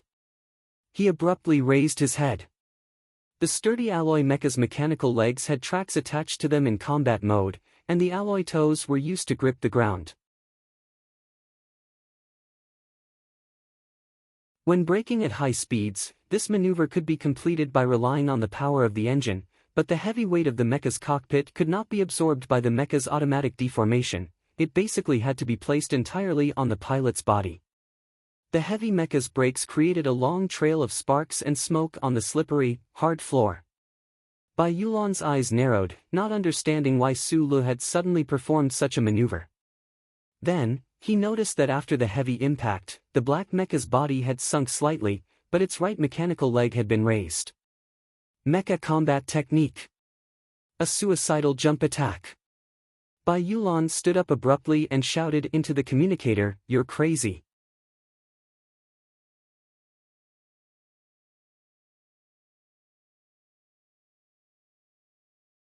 Chapter 232. After these 3 words, Bai Yulan had wanted to say a few more, but then she stopped abruptly. Because she had already seen that the black M37 had already leapt off the ground amidst a piercing whistle. Following a powerful kick from its right mechanical leg, the mecha, which had released all of its power in an instant after its descent, came to an abrupt halt. In mid-air of the spacious mecha combat room, the entire mecha hung upside down, swiftly drawing an arc in the air. The high-speed friction between the surface of the mecha and the air intensified, and the whistle became even more shrill. The black mecha seemed to have come to a halt in mid-air, abruptly ending its upside-down action. Amidst a series of loud metallic noises, the mecha began to fall rapidly towards the ground. However, in that very short period of time, the mecha, which had clearly been on the verge of losing its balance, seemed to have been injected with power once more. It forcefully twisted its waist and abdomen, separating the 2 mechanical legs in front and back, and stood firmly on the solid ground. With 2 muffled clangs, the thick mechanical legs of the black M37 bore the brunt of the tremendous force, stomping 2 small deformed pits into the solid metal floor of the combat room. Meanwhile, the mechanical legs of the mecha also began to tremble, as if it could topple over at any moment, but it did not topple over. Forcefully maintaining its balance, the engine continued to pump out power, allowing the mecha to continuously perform fine maneuvers and adjustments under this precarious situation. In the end, it successfully completed this rough landing. Amidst the hissing sounds of hydraulic transmissions, the black mecha slowly descended about 20 centimeters. All the important metal joints were readjusted, and the engine slowly reduced its output power, no longer moving. The 2 mechanical legs were one in front and one behind, but the mechanical arms were extended in mid-air to help balance the mecha. In this movement, the massive mecha seemed so quiet and powerful. Bai Yulan stared silently at the motionless mecha under the control panel. Her rapidly beating heart gradually calmed down, but her eyes narrowed slightly. From this black M37, she had actually found a sense of serenity. This was of course not a standard military mecha combat move. In the federal military textbooks, there had never been a case of jumping into mid-air to court death like this. The mobility of a military mecha, which weighed up to several tens of tons, relied on its powerful engine, as well as the massive reaction force provided by the planet's surface. Just like the slogan of the first military academy's mecha department, mecha cannot exist in a castle in the sky. Mecha must be grounded. The act of leaping in mid-air was a move that every fighter pilot in the military had to master. However, the violent mid-air somersault like the black M37 just now was a test of the pilot's control in the instant before landing. This was because as the mech itself rotated at high speeds, the automatic balancing system used to stabilize the mech would experience a short period of data loss. This was especially true for the black M37's additional action of the mid-air leg splits. The calculations and command output required at the last moment were unimaginably difficult. Don't do this again. If you were in the army, you would have been grounded by your superiors. Bai Yulan said quietly into the communication device. he had concealed the shock in his heart very well. Although he thought that Sulu was a freak, he still believed that this guy was just lucky to be able to land the M37 safely. The mechanical legs of a fighter mecha are mainly used for evasion and movement, but the attack method is focused on the upper body's firepower system and combat skills. Although because of the simulation of operations, humans are still the most suitable to pilot humanoid mecha, but a mecha is not a human body. If you still have to make lower body movements at high speeds, you will only fall very badly, Bai Yulan said seriously into the communication device in an indifferent tone. In the cockpit of the black M37 below the control panel, Sulu listened to the sound from the helmet and was silent for a long time. Then, he took off the helmet and carelessly rubbed his hair that was completely wet. He himself did not know why he had done that action just now. It was indeed completely against the requirements of the military's teaching materials, but he had the urge to do it, and he had done it. However, listening to the data analysis of the onboard computer and Bai Yulan's warning, he felt a faint lingering fear in his heart. In that last moment before landing, there had indeed been some danger. If it had not been for the warm current in his body converting his will into data input between his fingers at the fastest speed possible, the M37 beneath him might have really slammed into the ground. Based on the speed at which it had been traveling, the M37 would have been heavily damaged, and he would have been injured as well. Due to the excessive power output of the engine at the very last second, the mecha had automatically shut down some energy-consuming functions, so the temperature in the cockpit was somewhat stuffy. Sulu exhaled softly, wiping away the beads of sweat that had trickled down his chin. Suddenly, he thought, just how fast was his hand speed at the very last second? Only those idiots who think of themselves as geniuses would do such dangerous and useless actions. Bai Yulan held a teacup and looked at Sulu, who had just finished showering beside her. She said calmly, "Although I have never been to a military academy, I have heard from my colleagues that in the 3 major military academies and the Westwoods Military Academy's mobility department, every year, there would be a few idiots who did not follow the military standard manual and tried to operate a mecha to perform a flying kick, a flip fork, a 720-degree landing. These kinds of idiotic ideas, and were successfully injured from the fall." Sulu used a towel to dry his wet hair and smiled somewhat embarrassedly. He did not know that last year in the mecha combat room at Lihua University, Zhou Yu had once questioned his operation.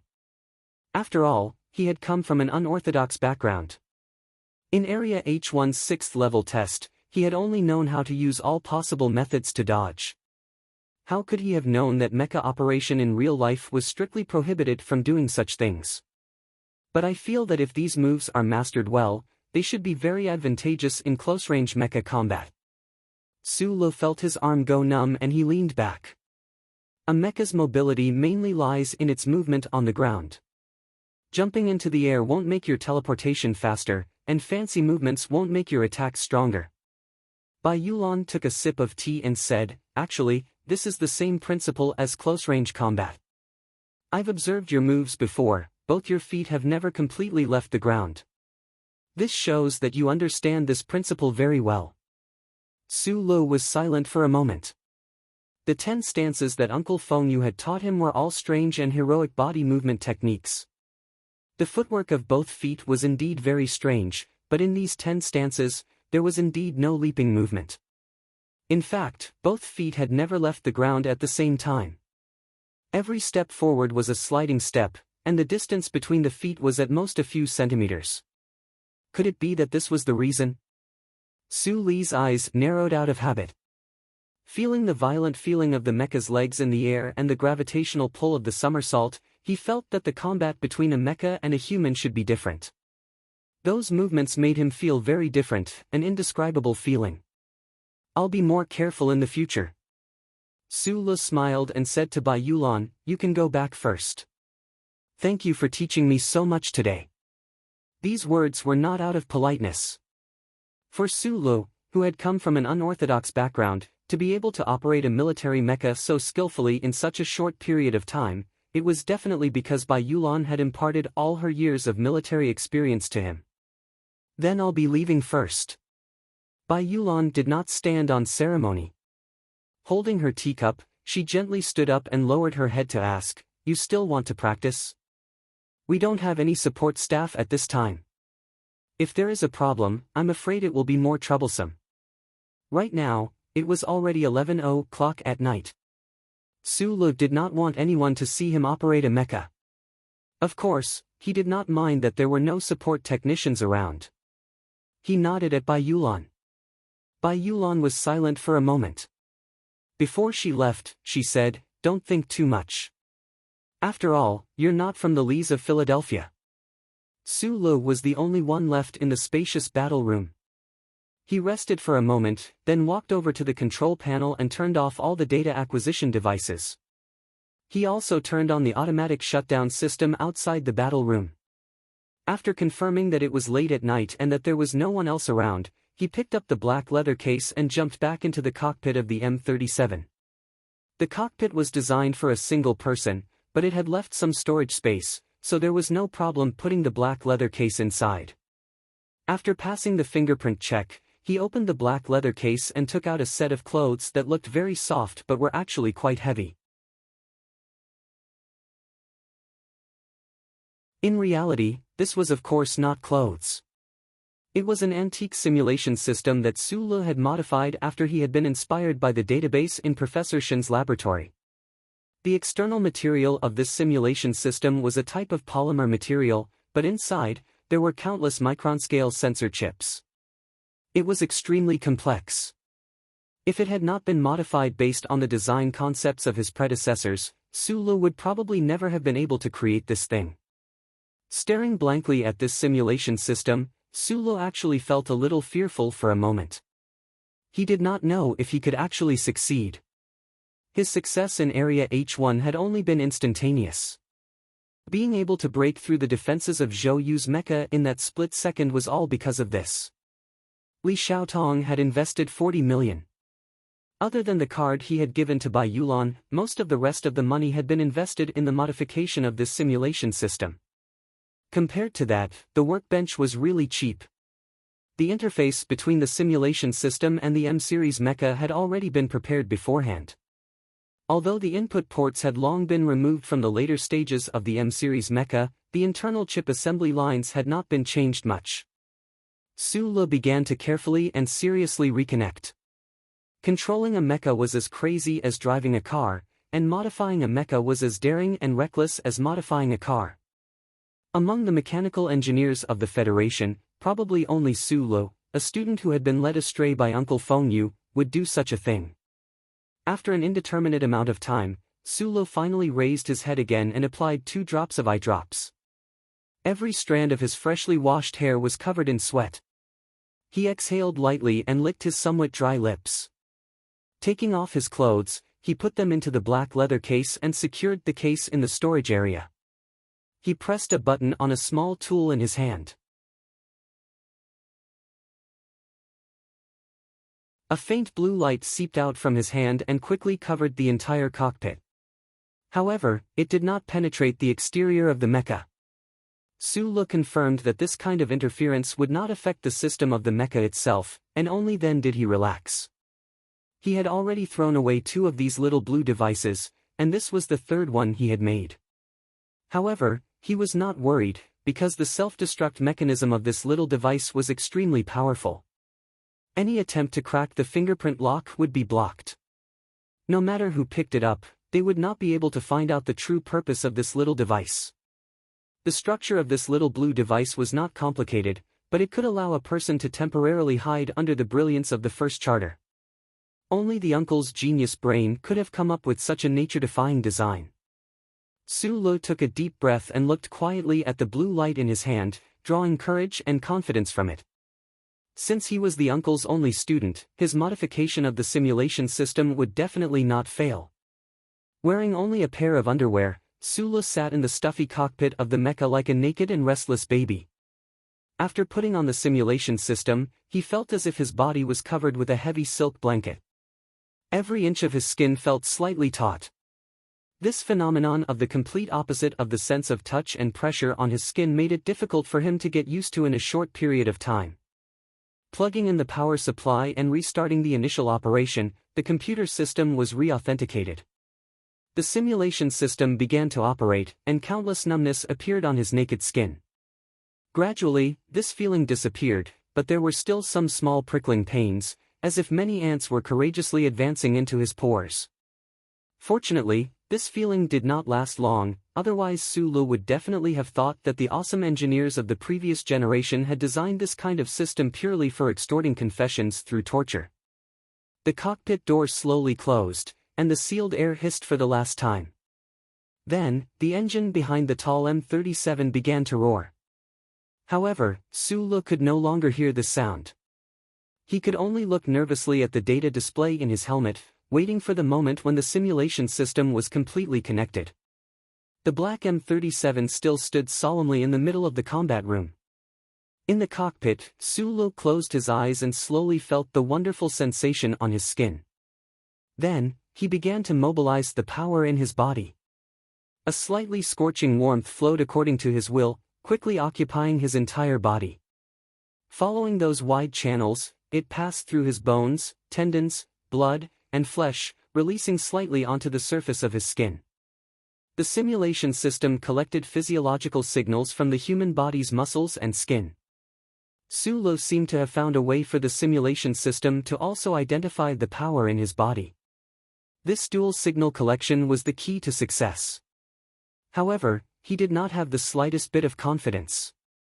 It should be known that every success in the Federation's scientific career was based on countless failures. Sulu opened his eyes and looked at the pale green display screen before him. After a moment of silence, he moved his little finger. In the spacious combat room, the alloy finger hanging by the waist of the black M37 suddenly moved with a buzzing sound. So small, so wonderful that in the middle of the night, Bai Yulan returned to the Whitewater Company base.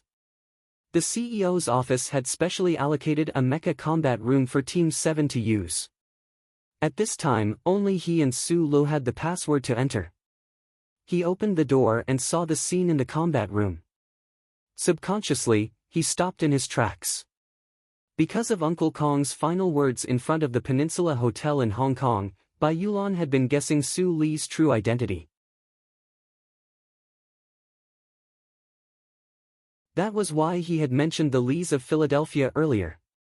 He had already left, but he was worried that Sulu would listen to his warning and forcefully experiment with those dangerous mecha movements.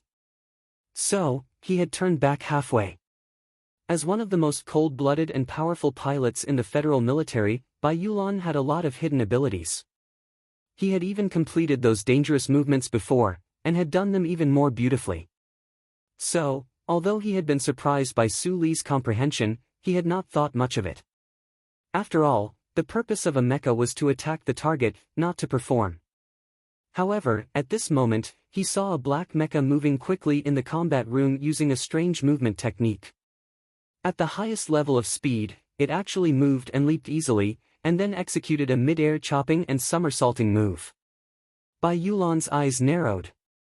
When he saw that M37 in Su Li's hands effortlessly execute 7 consecutive mid-air chopping moves, his right hand finally could not help but subconsciously reach into the left pocket of his shirt.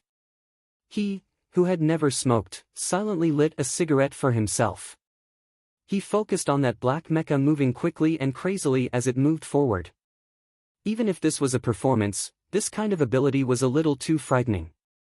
Bai Yulan stuffed the cigarette between his lips and took a deep drag. Suddenly, he remembered the words he had said to Su Li this afternoon. It looked like he had been wrong. Even if Madman Li was in the mecha, this kid should still be able to put up a fight against that guy. He just needed some experience and killing intent. Su Li did not know that night, Bai Yulan had personally witnessed him using the simulation system to operate his mecha. He had only confirmed one thing.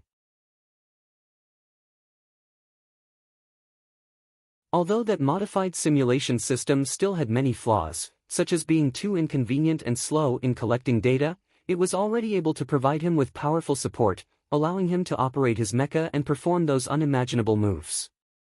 Of course, he did not give up on standard mecha training just like that. After all, if he wanted to operate a mecha in the future, the most important method would still be this joystick and touchscreen input method. Su Lo could not possibly modify all of his mecha to be like this M37. His performance during standard training puzzled Bai Yulan, because it was completely different from his crazy maneuvering that night.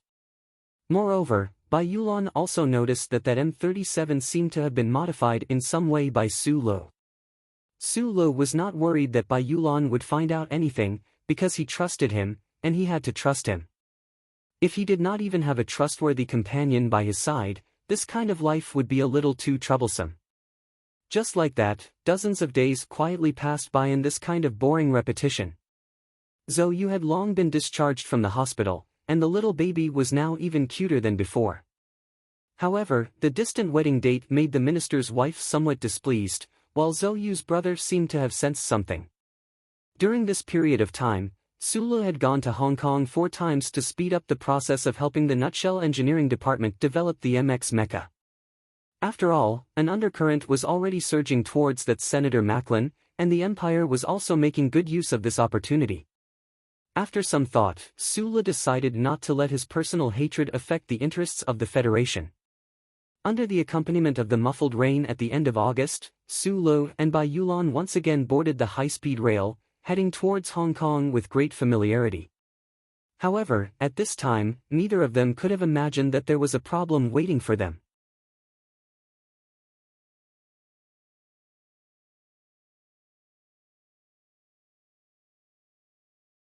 Chapter 233. In the short span of 2 months, Su Lo had already lost count of how many times he had come to Hong Kong. Returning to his old haunt in the rain, his mood was very relaxed, completely different from the first time he had come to Hong Kong. This bustling metropolis was no longer like that cold and indifferent monster. The girls on the streets with their tender breasts and tight thighs only made him feel very happy. The mountain torrents along New Yuezhou had long receded, so it was still early when the high-speed train arrived at Hong Kong. Outside the secret exit, there was already a car waiting for Su Lo and the other. Now, they were no longer staying at the Peninsula Hotel, but had directly gotten a temporary apartment in the industrial park. However, they had only stayed there a few times. Even the job of anonymously purchasing train tickets had been taken over by Secretary Shen. As early as a month ago, the Nutshell Engineering Department had formally reported to the relevant departments of the Federation government that the MX Mecha Research and Development Project had once again started. This kind of matter and the hidden meaning behind it would definitely attract the attention of a considerable number of people. Su Lo also didn't think that after coming here so many times and cooperating with the engineering department for so long, he could still keep it a secret from the Federal Academy of Science and the other powers, so he didn't really care much about Secretary Shen and the Nutshell Engineering Department's secrecy work. However, Secretary Shen and Chief Steward Jose seemed to be extremely confident in controlling the engineering department. In fact, until today, Su Li's underground work in the engineering department had indeed not been leaked. Because of this, Su Li had a clearer understanding of the terrifying influence of the Tai family in the Federation. Only a few people knew about the research and development of the new generation MX Mecha. The tens of billions of people in the Federation had not heard anything.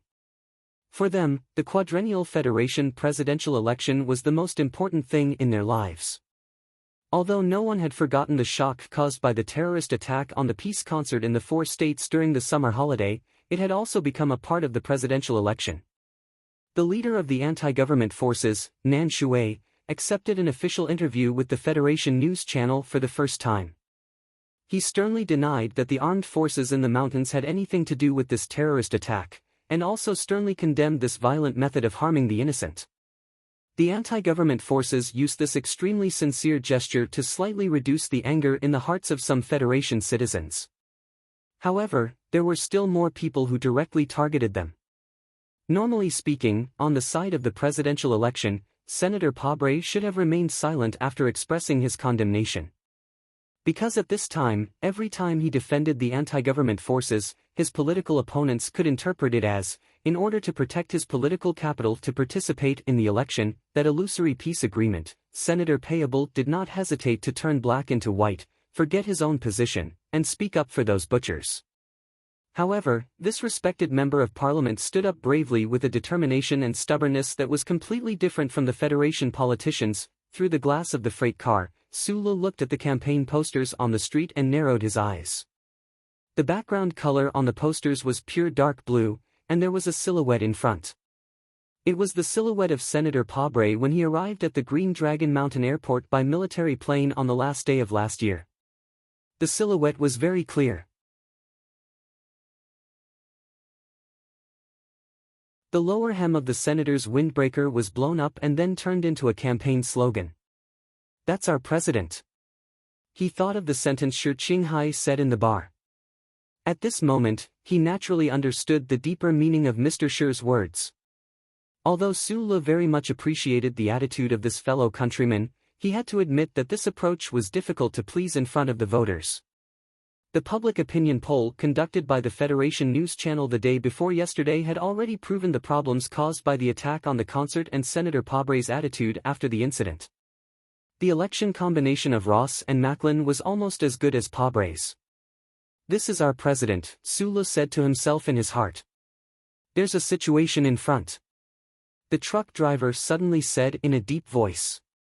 The specific process of Su Li's entry into the Nutshell Engineering Department had been arranged by Blackhawk Security Company.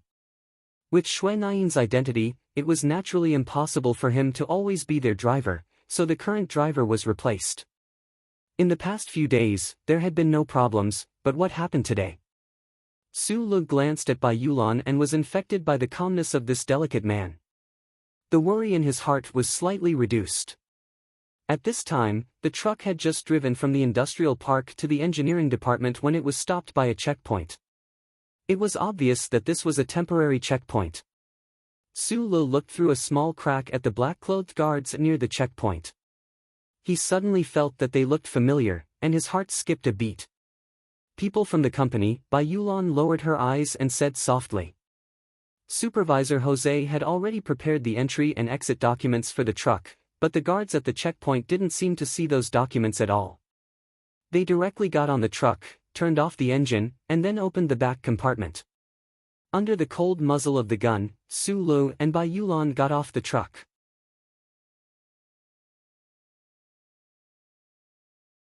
The port city, like the capital special district, was shrouded in the sultry August rain. The rain flowed down their hair. Su Lu looked at the well-trained and silent guards in black and understood what Bai Yulan meant. These people were professional mercenaries of the Whitewater Company. The rain gradually increased under the lights, but the black-clad mercenaries were not disorganized. They vigilantly escorted Su Lu and Bai Yulan to the checkpoint. The temporary checkpoint was only a few cars. In front of the headlights of a car, someone was holding an umbrella. Under the umbrella was an official wearing glasses. The Shell Motor Company was a core area of the Federation. In order to not attract public criticism, the security around the engineering department was basically handed over to the Federation's Whitewater Security Company. Since this company was basically the son of the Ministry of Defense, the Federation government was naturally very assured. Looking at the solemn-looking guards in the rain, Su Lu felt a sense of danger. But since they didn't intend to kill him at the beginning, it meant that they knew his background and didn't have the guts to do so. But when he saw the official, he felt that today's matter would be particularly troublesome. He had seen the official once in the Husk Institute. The official was the chief technical director of the Shell Motor Company's board of directors. He also held the position of an independent technical director. His position was very high and not ordinary people could compare to him. Under the black umbrella, the chief technical director of the Shell Motor Company looked coldly at Su Lu and Bai Yulan, who were escorted over, and said softly, "Whitewater Company's 7th technical director Su Lu and secretary Bai Yulan have violated the company's internal confidentiality rules and will be immediately detained for investigation. After the investigation, according to the relevant laws of the Federation, according to the facts of the crime, they will be transferred to the military court under the Ministry of Defense." You're tuning into the Passion Pages YouTube channel. We're so grateful for your support, and don't forget to subscribe to join us on this incredible journey through captivating stories. Your generosity through donations truly makes a world of difference, as it's the primary source of revenue that allows me to expand and enhance this channel for you. Thank you from the bottom of my heart for being a part of this adventure.